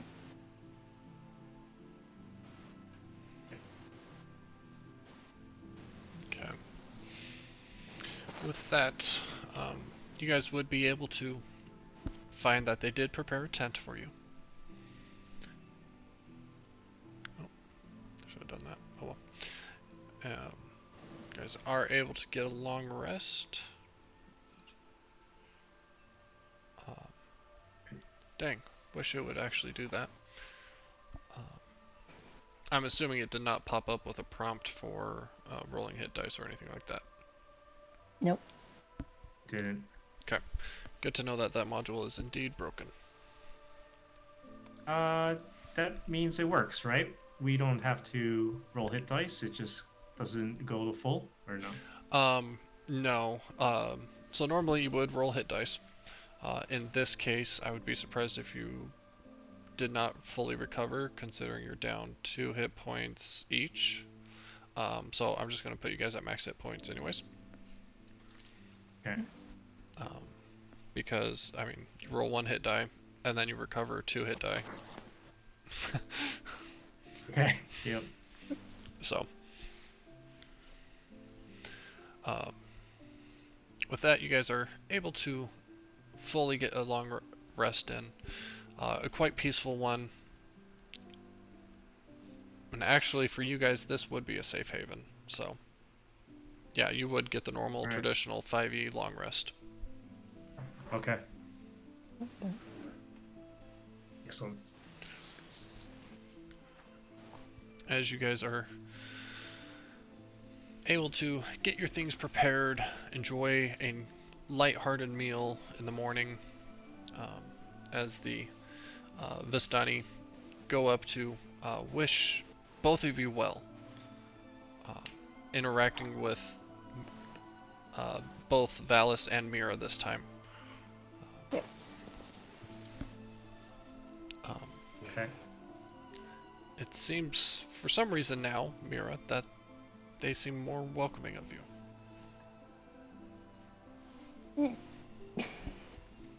Yay. Okay. It took a little bit, but yeah, you warmed them over. I suppose I did. Kind of proud of myself. I don't know what I did. Maybe you were playing your instrument or something like that. I don't know. So we'll set out to the west then. I think that was the decision. Hopefully the madam's words are true. Yes. To the west it is. Okay. Alright. As you guys begin your travels, moving upstream of the river, following the wagon path, you find that most of your walk is peaceful, enjoyable. but the cold air just clings to your skin, holding on to you, almost as if it wants to pull at you.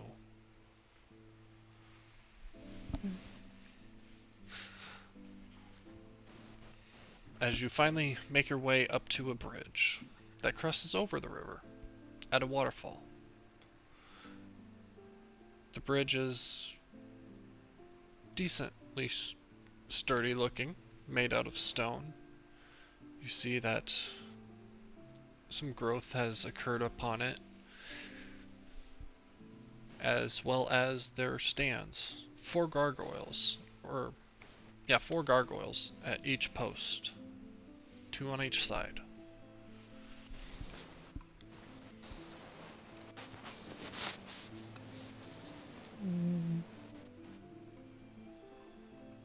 Do you sense anything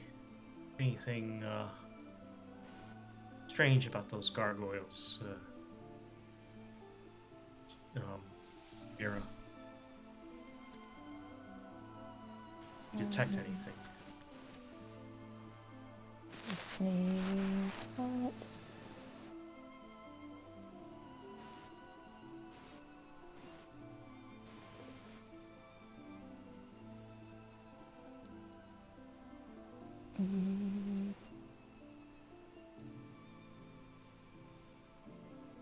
I was trying to roll for it to see if I would detect anything. It won't do it. No, it doesn't roll. It's just it just Yeah, works. It's if you're ritual, I think you would just let Sean know if you're ritual casting it or you're using a spell slot. I assume performer.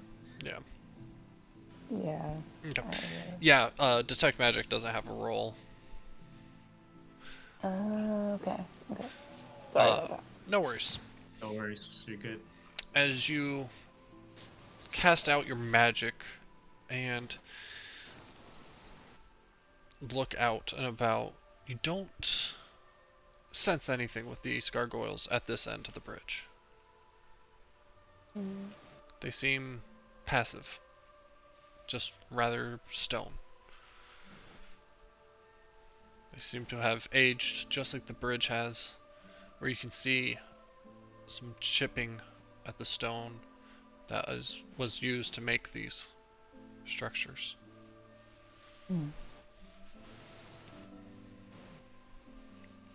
But as you guys begin to cross over the river using this bridge, hearing the thunderous roar of the waterfall off to your left on the west, you hear the water rapidly moving underneath your feet. The cold, watery spray lifted up, splashing against you. Valis, you would be the first to notice that there is another individual on the other side of the bridge that looks to be trying to tuck themselves away, hiding.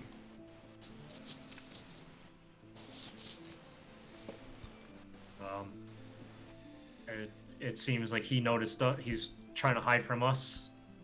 It looks like it. And he's definitely do I get a glimpse of him? What does he look like? They look greatly disheveled, dirty, very unkempt.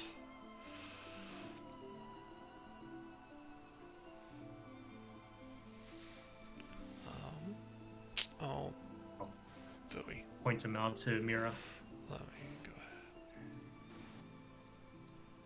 ahead. Interesting.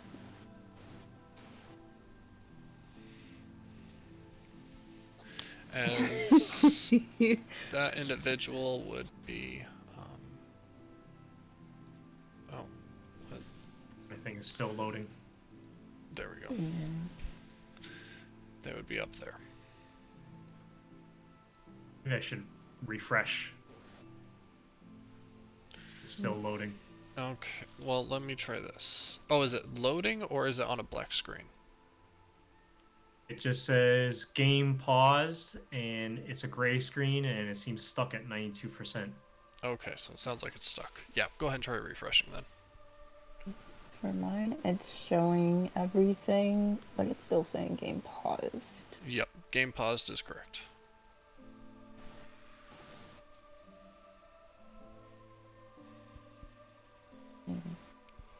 Since Valis kind of pointed out the person, would maybe happen to catch a glimpse of them before they tried to hide? You would be able to see them as well. But yeah, they're disheveled, dirty looking. They don't seem to have been taking care of themselves too well. Well, I'll wave, since they've already seen us, I'll wave over to them and I'll announce to them, there's no cause for concern. We come with in peace. We are just venturing to the west. Who might you be? I am Valis, and this is my friend Mira.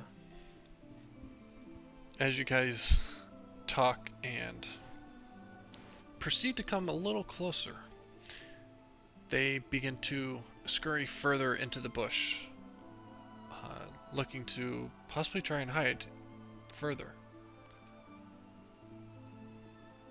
Slowly the approaches. Sounds they're making, though, are that of clicks and grunts. Not something you recognize. Not as a language, anyways.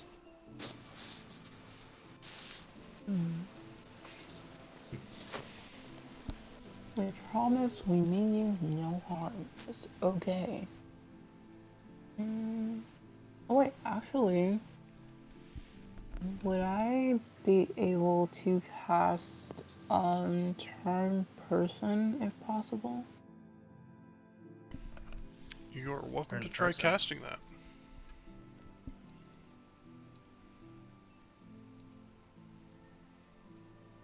Even know what that is. Interesting.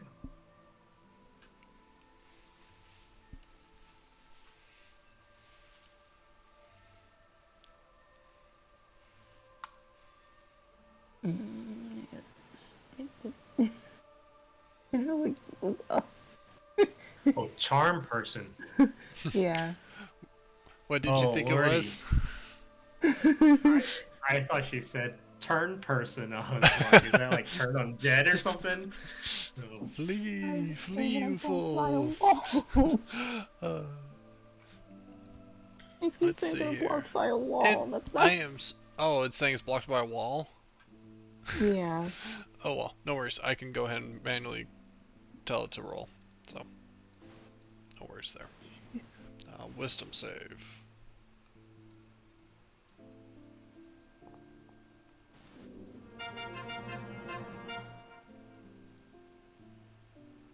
Oh.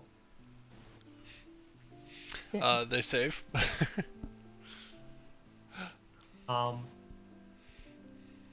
Question. You said that we heard some grunts and stuff. I do know Sylvan. By any chance, was it Sylvan? Nope. Okay. But Let's see here. I will throw out what they are speaking.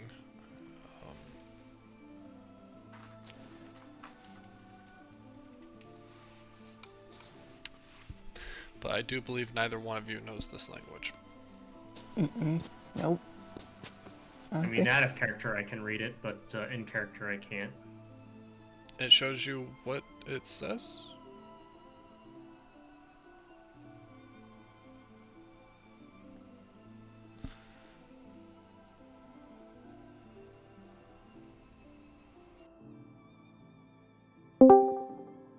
But, yeah. Okay, my internet disconnected me for a second, so. Oh, no worries. But, I mean, I'll just make an attempt with Sylvan. try to speak out in Sylvan instead of Common this time. And repeat what I said before, that we come in peace.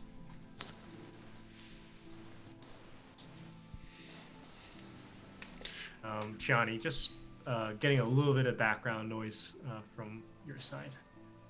Oh, sorry, it's like me shuffling. I apologize. Sit still. No, I'm just kidding. It's okay.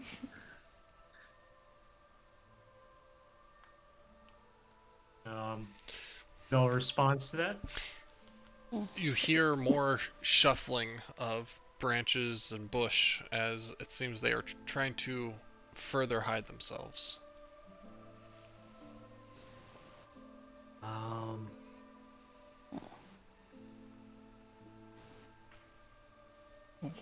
I will say in common, I am.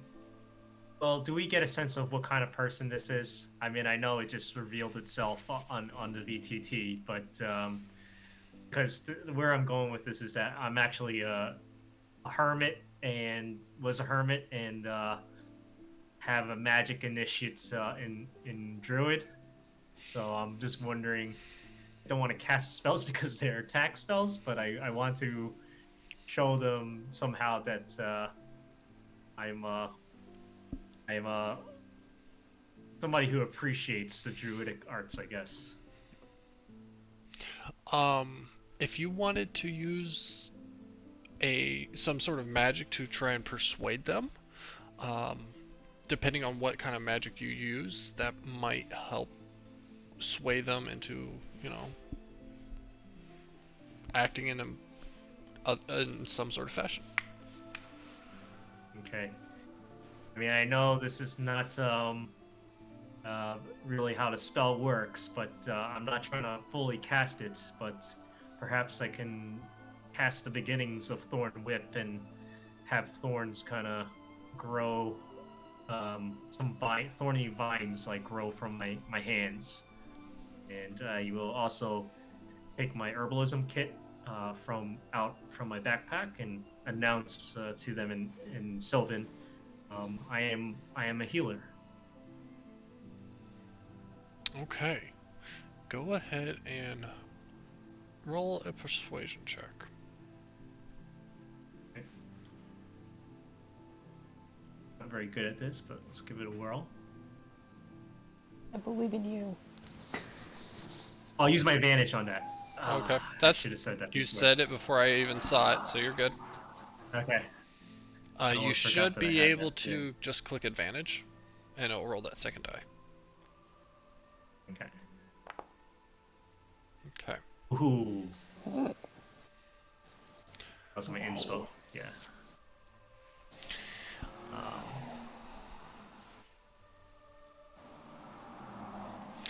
As the individual actually begins to peek out of the bushes, almost as if curious, as you see them extend their hand and also instill their tongue, but you can see them working their own magic. You start to see the vines that you summoned begin to grow.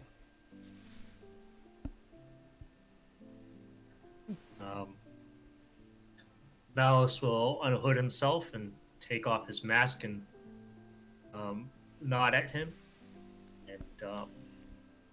and crack a friendly smile and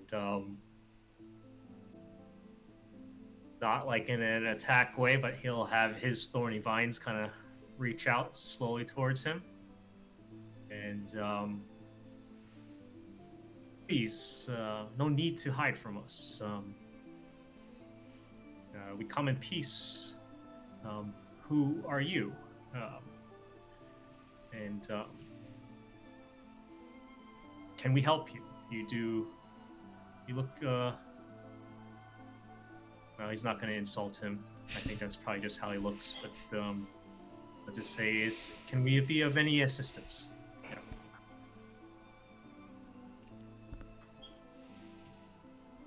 as the individual looks at you, at the both of you, from what they can see.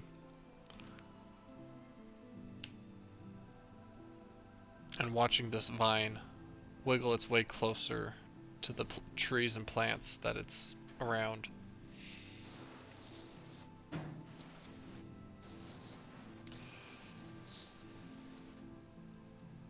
Before your vine can reach,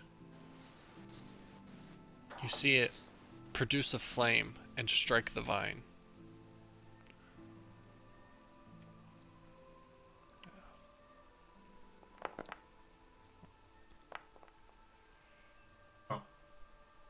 Where did this a flame came out from somewhere? From where? This individual produced a flame. Oh, gotcha. Okay. What do you call it? I know what that is. It's, druids do have a fire spell.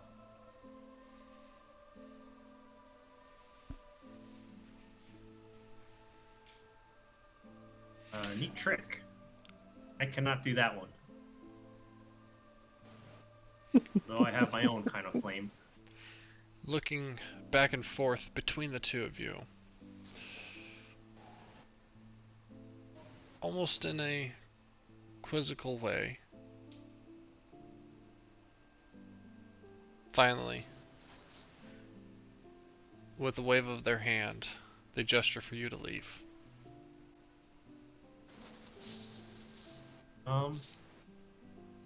Well,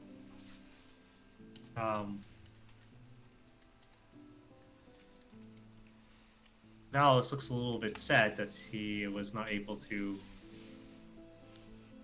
introduce himself, but he does not want to cause them any bother, and seems obvious this person wants to be left alone. So, Mira, what do you think?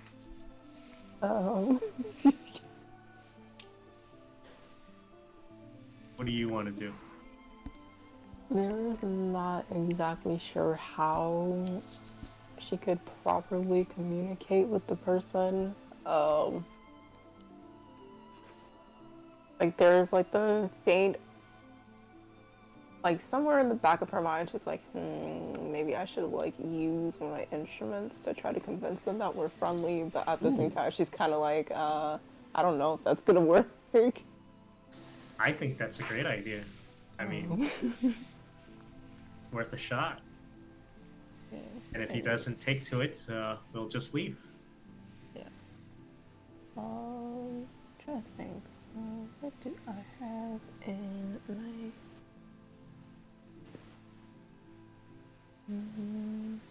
I think I have a loot somewhere in here. Yep, you do have a loot. If you wanted to, you could definitely do a performance check. Yeah. Basically, she's gonna play a soft melody, swords that would, just try to convince them, like, we come in peace.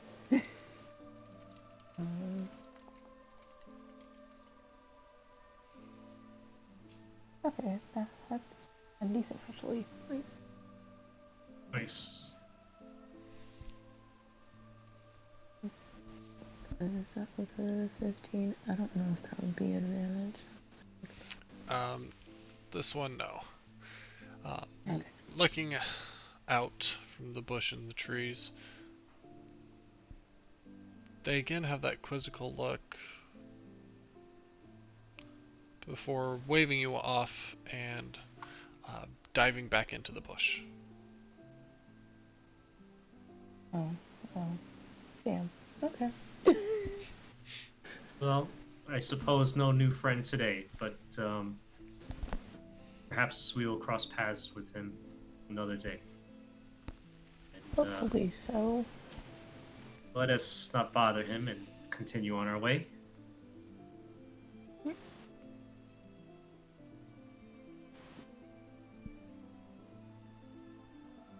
It's a strange chill here. Do you not feel that, Mira? Mm, Continue. you're right. It is. As you guys are able to proceed onwards, further up the road,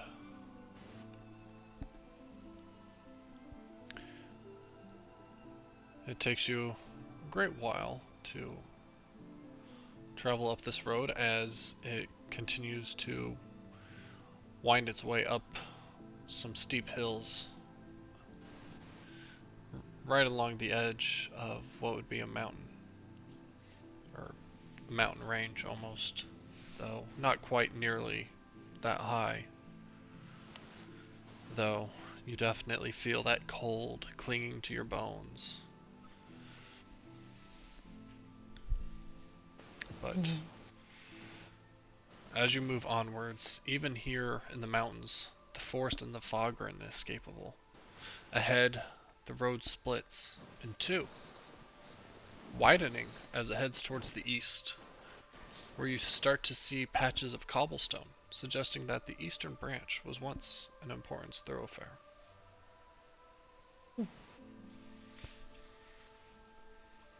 Well, you've come across a fork in the road.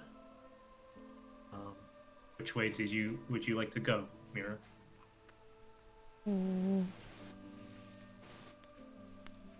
Part of me is a little curious about the path with the cobblestone. Maybe it'll lead to that town that Madam was talking about? Yes, that's I think a good thought. Might as well try that out. We'll head that direction. Okay.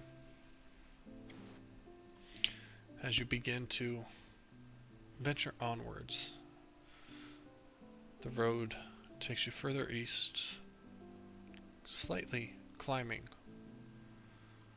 as you make your way further and further along. The area, while it maintains its cold, you also find that the trees become less as you find yourselves winding through the craggy mountain peaks. As the road has been snaking, now you find it shooting straight to the east, and you see the startling, awesome presence of a castle towering before you.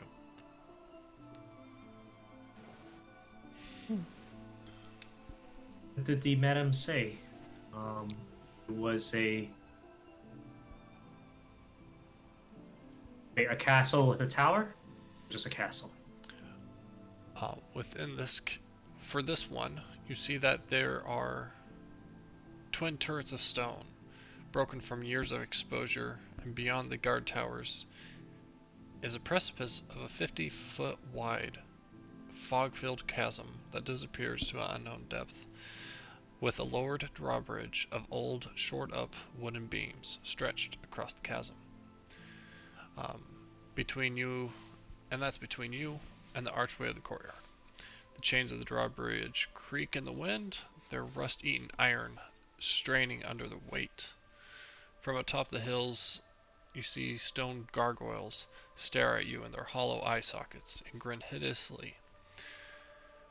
A rotting wooden portcullis, green with growth, hangs above the entry tunnel, and beyond this location, the main doors of the castle stand open, a rich, warm light spilling from within, flooding the courtyard, where touches flutter sadly in the sconces on both sides of the open doors. Looking at it, there are two main towers that stand out from this castle, as it seems to stand on its own island of stone in the middle of this precipice, or in the middle of this chasm. That's foreboding. This is rubbing me in all the wrong ways. I don't like it. Okay, we're going back the other way.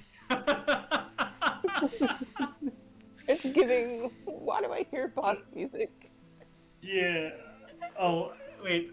Is there boss? I turned off the music. Is there boss music? I should probably turn on the No. music. Just. Let me see here. Let's play something. Um, this one should work. Let's play that.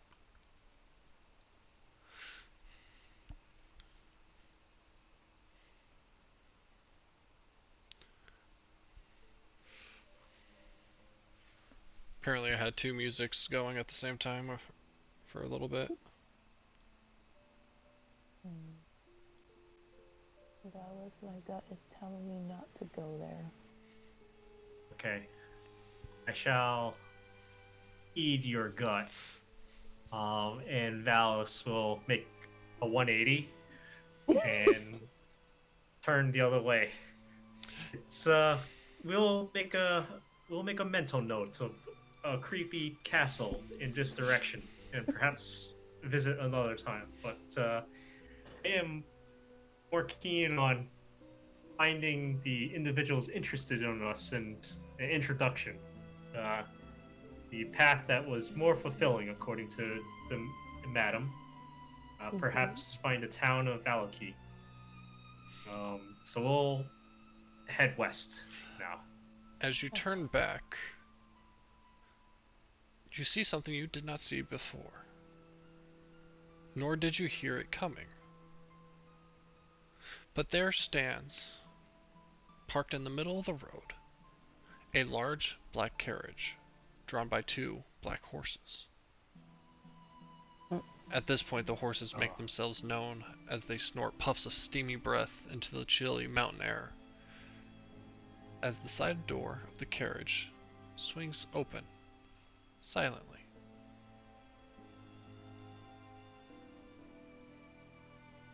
That wasn't there before. I know I'm not crazy.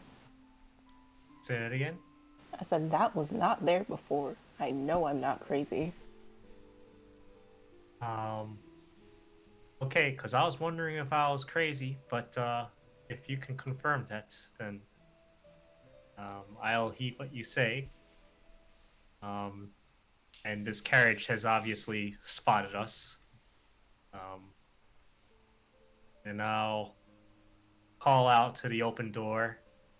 Pay us no heed. We've just wandered the wrong path.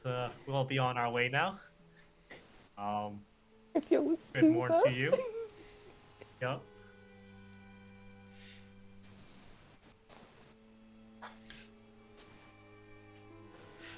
This is the wrong castle.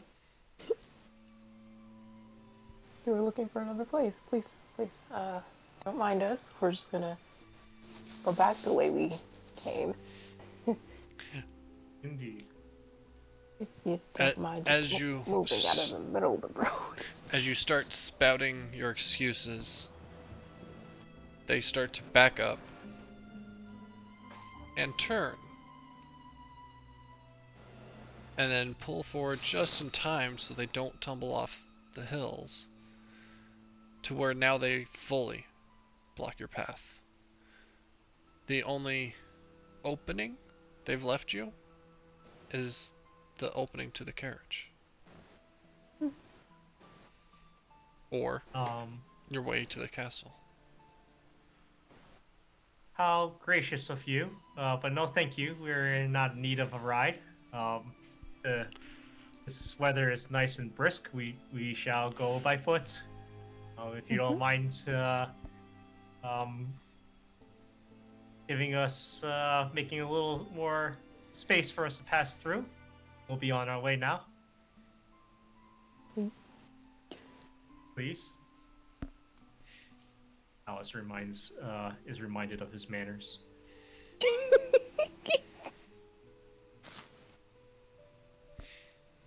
As If the you don't mind, could you just horse, a little?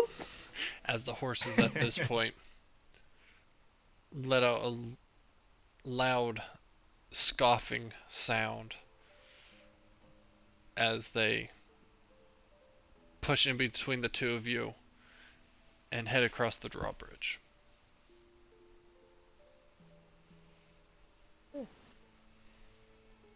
Okay. So we'll go the other way. And Alice seems a little bit unnerved by that brief encounter. Yeah. Alright, let me do some. What do you make of that, Mira? You want my honest response to that? Please. That was definitely off-putting, a little scary. I don't know who or what tried to beckon us to go inside, but all my bells and whistles are still going off, if that makes sense. Yeah.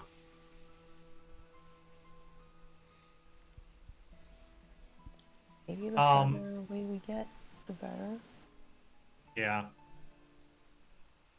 Valis would like to try to discern who or what that may be. And he's also kind of thinking of he knows his people they're okay people, right? They're good they're good people, but you mentioned that they're somewhat tricksters. Have we been led astray?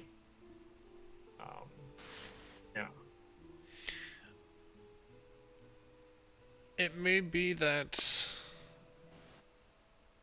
the directions were not given were not clear enough. Okay. But it's also, and I mean, they broke bread with you. You know that Okay. breaking bread with you, especially, I mean, breaking their bread with you, they're not going to try to do underhanded things to you guys. Okay. Well, that makes me feel better. Yeah. Can I take a very quick break? I just got to use the restroom. Yep, go for it. Be right back. I should also plug in my laptop before it dies on Yeah. me. That's a good idea. I apologize for any shuffling that you hear.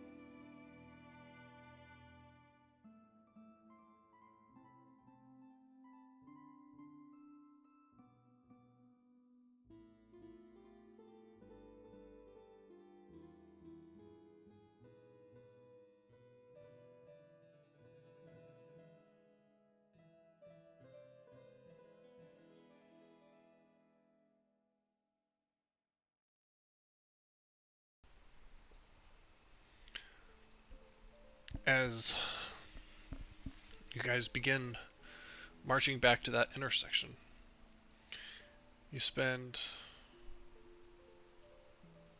a little less time going downhill as you did going up, thanks to just how movement works. You get back there, and at this point, you've lost a few hours of your time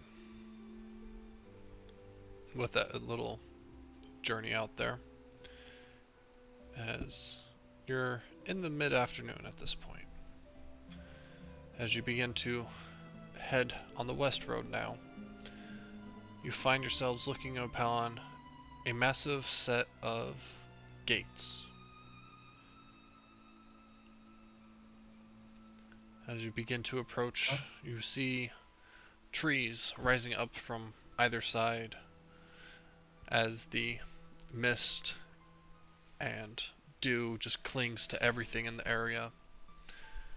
You see the gates stand 30 feet tall, the statues beside them, headless as they may be, still stand 50 feet tall, standing on either side of the gate. As you make your approach, you hear the rusty scraping of metal on metal as they open widely for welcoming you to pass through them between the two headless statues.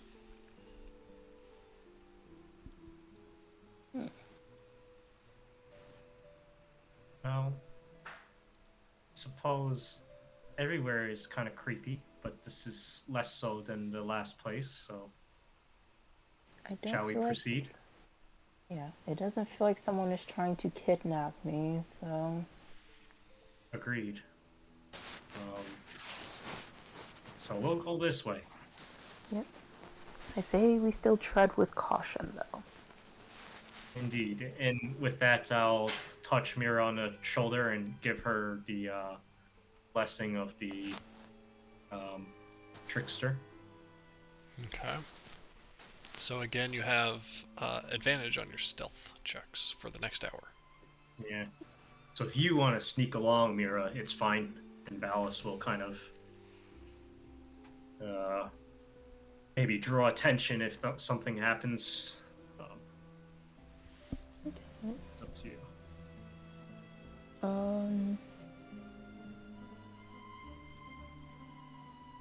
I'm not really sure she would be able to sneak around considering how loud those gates just were, but, I suppose, like, she could walk in and, like, basically she's making a mental note of her surroundings, whatever they may be. I don't think there's really any cause for particularly snooping just yet. Okay. So we shall proceed. Okay, proceeding onwards in this area, the hillsides on both sides rising up steeply, the trees not really dense, just as much as they are present. As you march your way through this foggy, chilly afternoon, up towards the gates. As you approach Valis again, you hear footfalls. Something's moving in the trees. Does it sound like what we heard from before? That disheveled guy? No. Something different. Something quicker. Much quicker. I'll warn Mira about this and point in the direction of where this movement I hear it.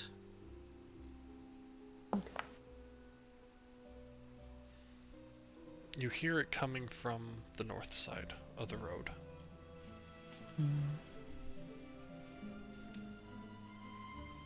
I will cast guidance on myself for a little bit.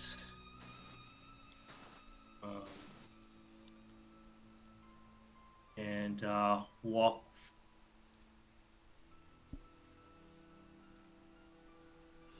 forward to the north, I guess.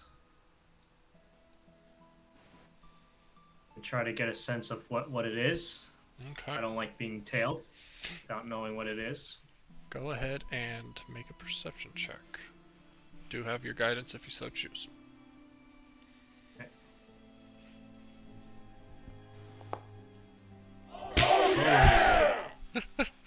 Alright, inspiration once again. I guess I don't need to roll the guidance. So, Well, you never know. I might have rolled a 35 for. Oh, that's true. A crit guidance doesn't mean anything. That's right. 27. 27. Yeah, rolling a 35 against level 3 characters, that'd be fair. But yeah, guidance only lasts for a minute anyways. As you start to approaching with caution, something triggers in your memory. You recently heard these footfalls just the other night. The footfalls of wolves. As you look around, you see the footprints to confirm it. I'll warn Mira. I think we're being followed, and by our old golden-eyed friend that we met the previous night. Well, if it is him, I can slice and dice into pieces if needed. Agreed. As you begin to hear a growling as two creatures step out from behind trees. Two dark, fur-covered wolves step out. Mm-hmm. With that, we'll go ahead and roll initiative. All right. Did the guidance fade away? Yes, because you did use it. Does Yep. guidance apply for initiative rolls? It does. But doesn't matter now. And let's I just did kind roll of push you initiative. into it, so. That is fine. I rolled well, You did indeed. and we don't mind slicing it as Mira's words are. We don't mind slicing and dicing a couple furry guys. Right. Um, Yep, and you guys did roll well. So, with that, go ahead and jump into combat, starting with Mira. Oh yeah, Mira. One of our house rules was that rolling a natural 20 to start off combat, your first attack is with advantage. So, ooh. I did forget about Oh, that. and she gets an inspo too, right? Yep, she did get the inspiration. Nice. You get an advantage when you need it. Nice. Okay. Let's see.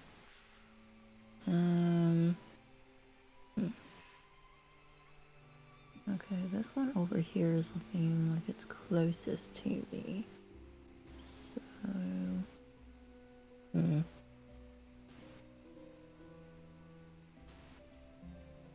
I'm sorry, just give me a sec.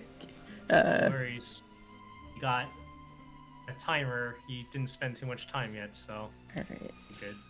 Starting off strong because I choose violence. I'm going to start off with vicious mockery. Okay. Remember, you get advantage too on your first. Is it just the first attack of the rounds, or Yeah, how does it's that work? first attack. Basically, it's hey, Okay. you got a good quick jump start going. Gotcha. And actually, looking at our house rules, I think that's one of my house rules for my other Curse of Strahd game. All right. So, That was a 3. yeah, but they succeeded, so no damage. Yeah. Alright. It was a valiant effort. Mm-hmm. All right. And, yeah. That's it. All right. Jump over to Valis. All right. I think Valis is just gonna go up there and do a primal savagery against it, All right. slashing out with his claws. And question: does the inspiration go away after the session? After a long rest. After a long rest. So I'll use the advantage right now. Okay. Then. Might as well.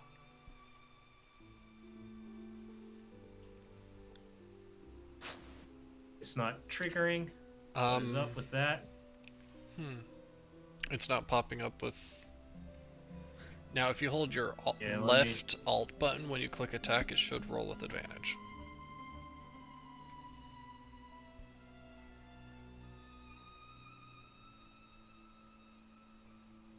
Let me close my character sheet and reopen it. Maybe Okay. that'll work. It might also work if you untarget, retarget. Okay. Again, just speculation at this point. Because it's odd that it's not working. No, it's not working. Clicking on it.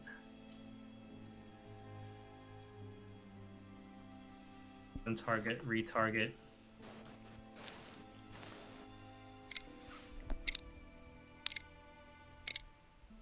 No, it's not working. Okay, Can I just use my character sheet from D&D Beyond? sure.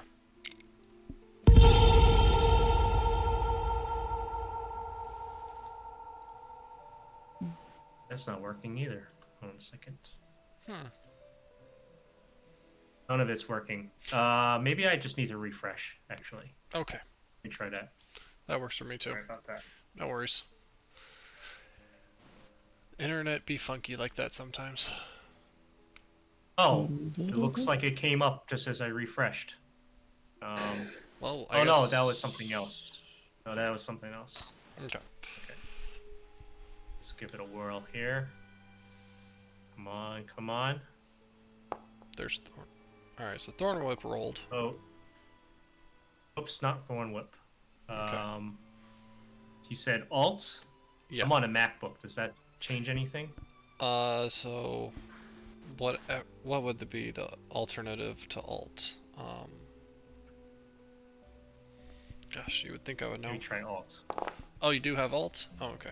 There we go. Yep, Yep. advantage. Very good. That does hit. Okay. Make sure to take away the Thorn Whip damage if that applied automatically. Yep, I already did. Yeah. And it's only these two guys, huh? I think With what you were hearing, it didn't sound like it was just two. okay.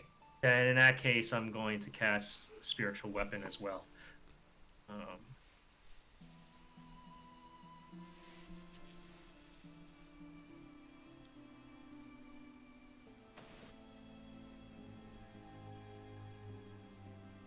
I probably should have used the advantage on this one, but it's alright.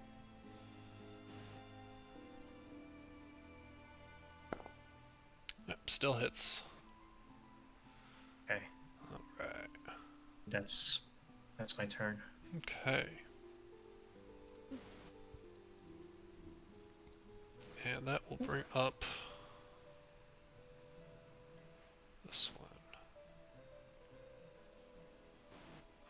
That's I'll fine. position my dagger like right here near me. Okay. Yeah, I was in the middle of working on pulling that up for you. So let me go ahead and do this turn. That way, not too slowed down. There's that.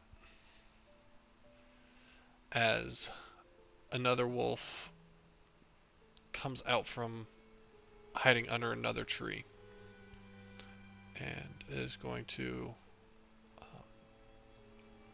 man, you got that dagger in a spot I don't like. Yeah, exactly. So it'll approach. It will have moved while within reach of that spiritual dagger, so you can make an opportunity attack against that wolf if you so choose. I will choose to do so.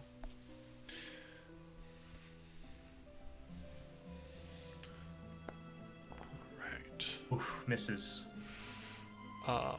So that one is going to make a bite attack at you as it lunges forward as it's on its approach. Ouch. If you would click that D20 in there, find out how you fare with the strength save.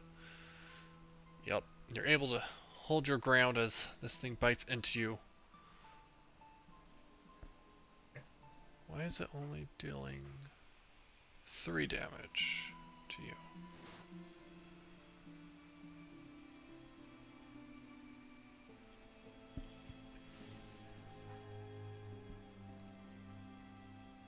Huh. Do you have some...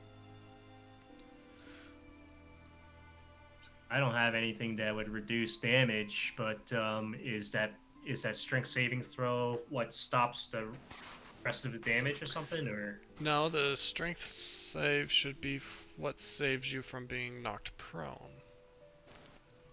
Okay. Well, just -4 from me, and Yeah. that sounds fine. So, do that. With that, just in the nick of time, we'll jump over to this other one, as it will come over and try to take advantage of attacking Valis once more. Lunging forward, biting at you. That will miss, though. Okay. And that'll bring up Mira. Okay. So I'm just gonna run up to this one. And I will slash at it. And you I- would get an advantage. Okay. Or not advantage, a +2 on your attack roll.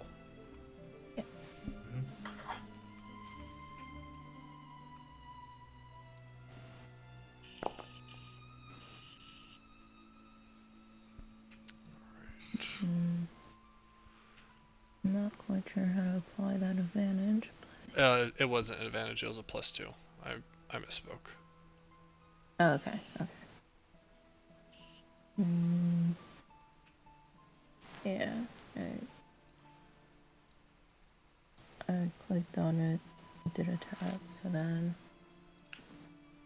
and then you said +2?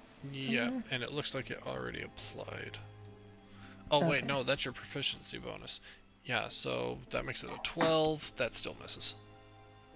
Okay. Yeah. Okay.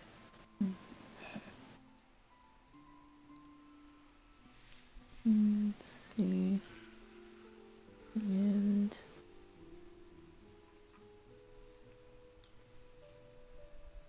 if I do have a bonus action left,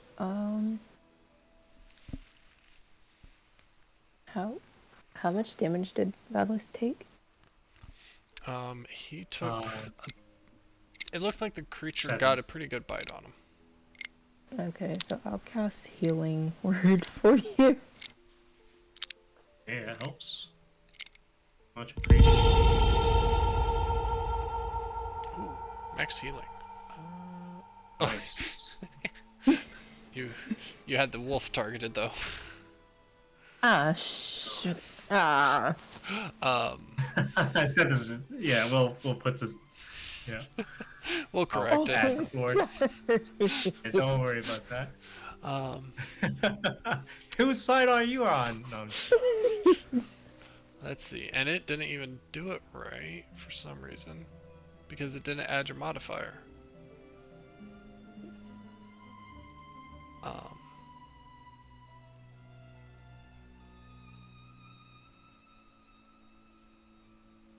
What's your charisma? Oh, okay, it did add your modifier. Oh, okay. My charisma horrible. That's what it is. Oh shit! I did not mean to press on that ×2. Let me put it right back to 27.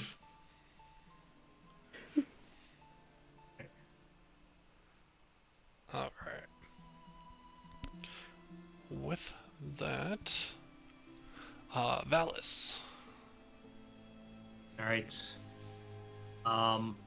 I have flanking on this guy, so I'm going to attack him with the spiritual weapon first. Okay.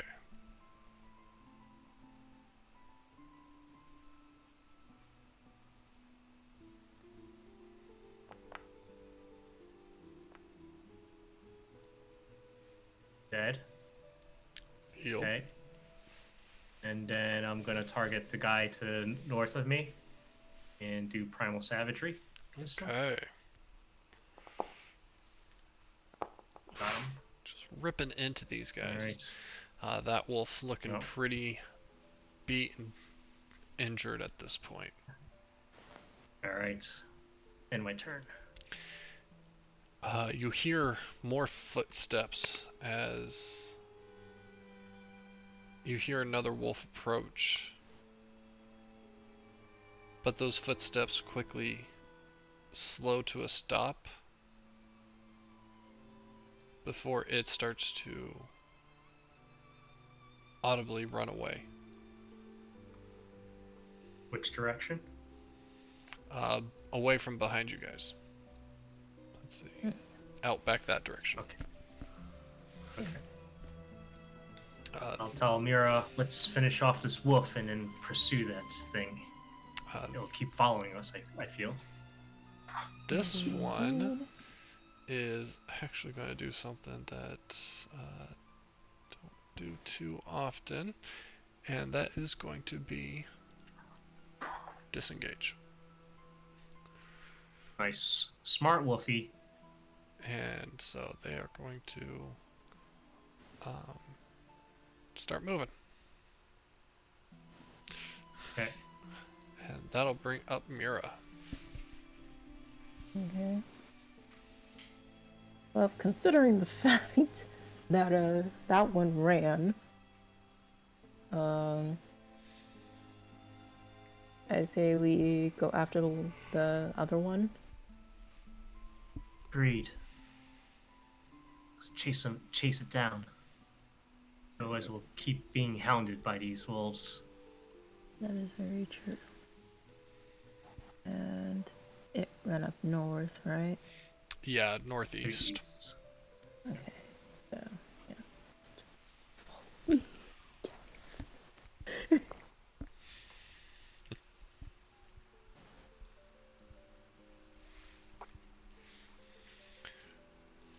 Running out that way. If you would like to make a perception check, you can look for it. If there's some other check you would like to do to try and find it, I'm all ears.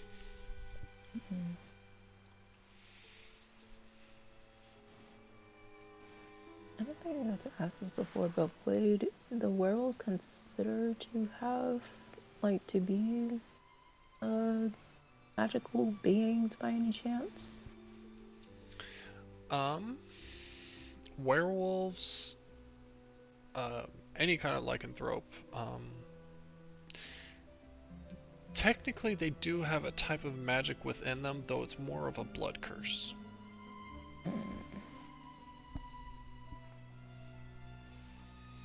And, I was kind of thinking maybe I could use detect magic to help find them, but, It won't take too long, I think. yeah. Yeah, I can too use long perception for a instead. ritual. Alright, so I can use perception. Alright. Looking about, you can definitely see marks of wolves, but there are many marks. You see all sorts of footprints and other markings, but it's not clear which ones are fresh or recent.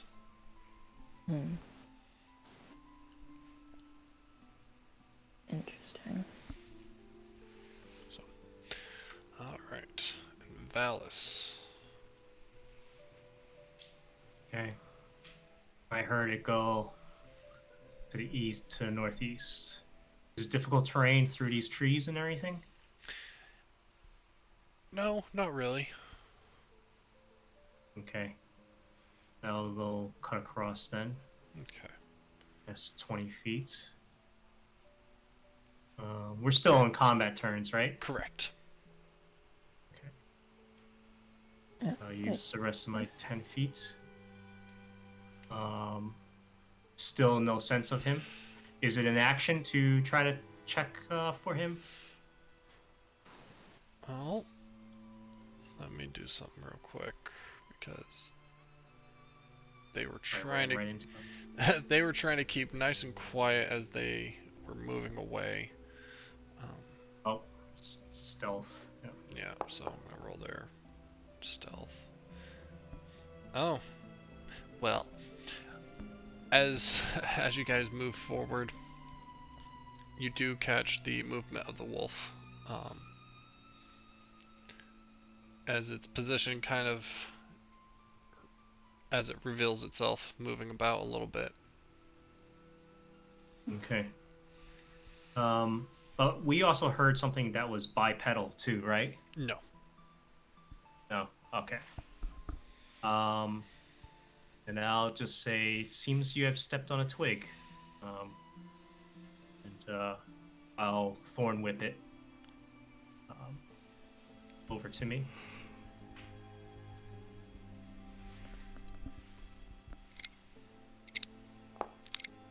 Oh yeah, that's gonna pull it.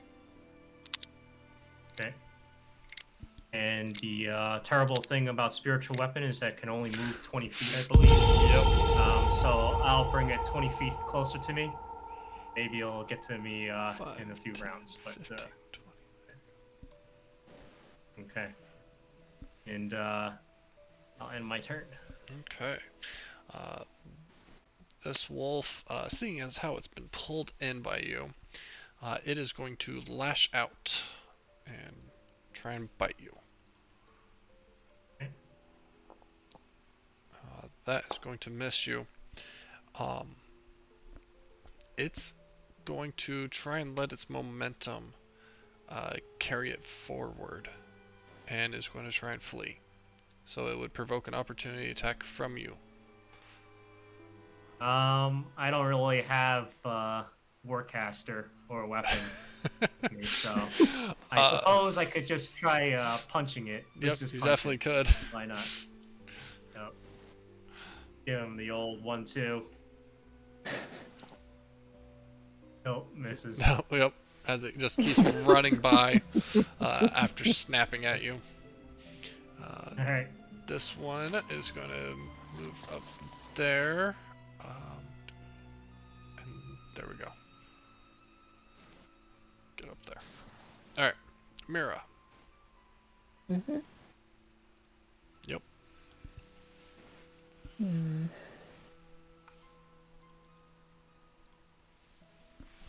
How far away did the wolf get so far? Right now, this wolf, you're looking at 20 feet roughly.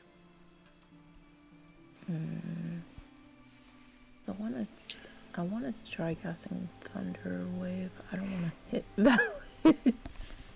Oh, well, you can get close to the wolf and cast Thunder Wave without hitting Valis. Okay. So, yeah, your wolf is over here now. Okay. Like, zooming faster than I anticipated. Okay, there we go. Yeah, so should be able to put that template starting roughly right there. Okay. Thunder Wave. Let's see. Oh, why did it pop up?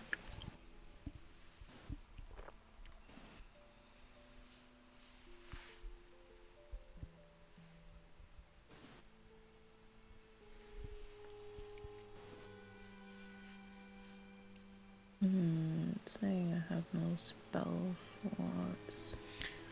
Oh. It should say you have second level spell slots, but you also use Detect Magic, which was supposed to only be a ritual, not a spell slot. So there you go, you should be able to cast it now. Okay.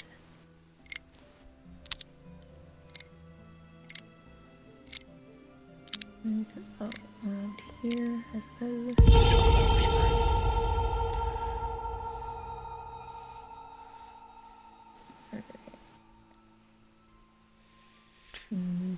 As your thunder wave goes off, dew of water starts misting into the air. You see pine needles dropping.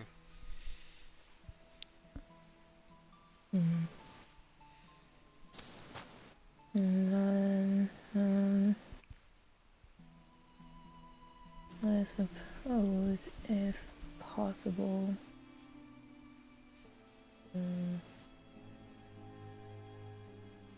I could try Vicious Mockery again. I don't know if that's gonna work. Yeah, that was an action, so you've only got your bonus action left. Okay. So, I think you're pretty much out of options. Yeah, I believe so. Okay, Because the Valis. bonus action is healing words, which I don't really need. Yeah, don't conserve your energies, and Valis will run up to it. He'll try to primal slash at it with his claws. Second. Ooh, yep, that's gonna do it. Jeez. Okay. I'll use the rest of my movement. 30 feet over here. Try to hunt down the other one, but it's probably gone at this point, I assume. Yep. And yeah, I'll bring up the spiritual weapon in case any more come out. But if there's no other footsteps, did I hear any other footsteps? If not, then I think I'll end my turn there. Okay. Yep, as you move forward, listening,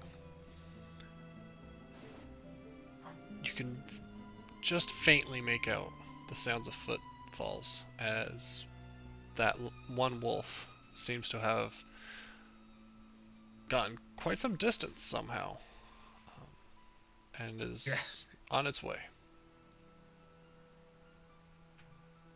Okay. You okay, Mira? That was quite the scuffle. Yep, I'm fine. Are you okay? I am fine. Thank you for your healing. No problem. Anytime. All right.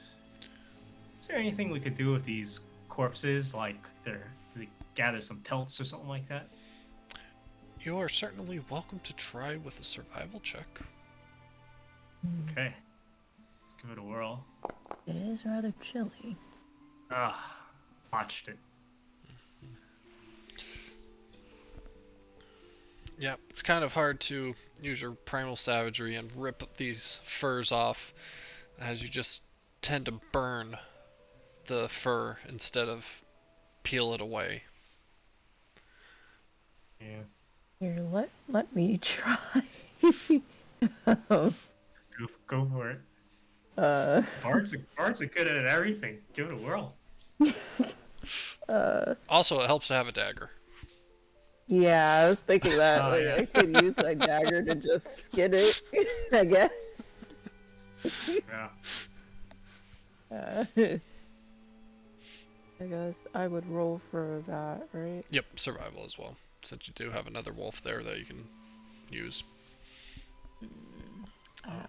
But one wolf is pretty much done for. Yeah, okay. So we'll move on to this one. It does. Oh yeah. Tearing into this, you're actually able to get a pretty decent cut on it, cleaning it out. And then So suppose I would say you guys are able to get that wolf pelt. The other wolf that's up above that Valis took care of last would be another option as well. Okay. Should we try skinning the other one as well to see if we can get Yeah. anything? Might as well make use of these creatures so they did not die for nothing. Alright, and are you guys just skinning them? Are you taking the meat, taking the bones? What are we taking? We can skin them. Yeah, I've never tried Valis is wolf not- meat, so Yeah, I don't Valis is- want to. Alice still has rations. He's not that hungry yet. So let's get the pelts. Yeah. Yeah. Let's see.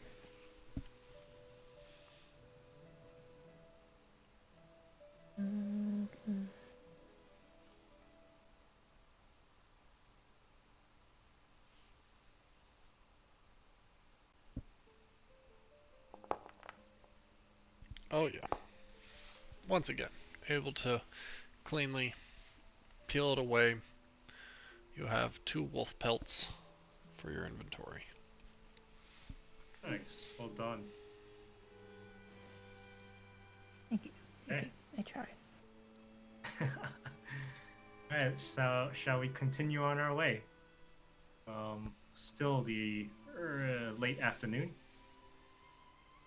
Make our way towards these foreboding statues, I guess. Sounds good to me, I suppose. Okay. As you guys are able to march onwards, finding that the weather is just not is staying relentless and beating down upon you with just this cold mist, this gray, bleak day. Almost as if the sun never really shone. As you continue to head down the hill, or down the mountainside, you pass through patches of forest that seem to be a little stronger than others, but always heading downwards. The coldness, while you would normally expect it to eventually subside and give way to some warmth as you head downhill, stays consistent, persistent, unrelenting. As the time keeps going on, you start to hit that point where you know the sun is beginning to set. You don't have really anywhere to set up camp that really protects well from the elements. But as you round a bend and looking ahead, you see something peculiar, something you wouldn't expect out here. But up against a forest, you see a windmill.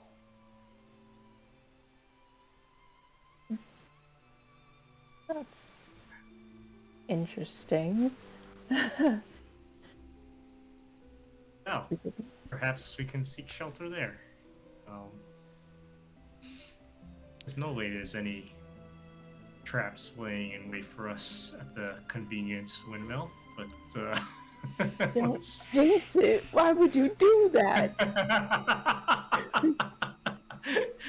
Yeah, we'll go over there. And it's there at the windmill that we will pick up next week. All right, excellent. Okay. All right. Great session. Thank you, Sean. Yep, thank you guys And for joining. Thank you, Gianni.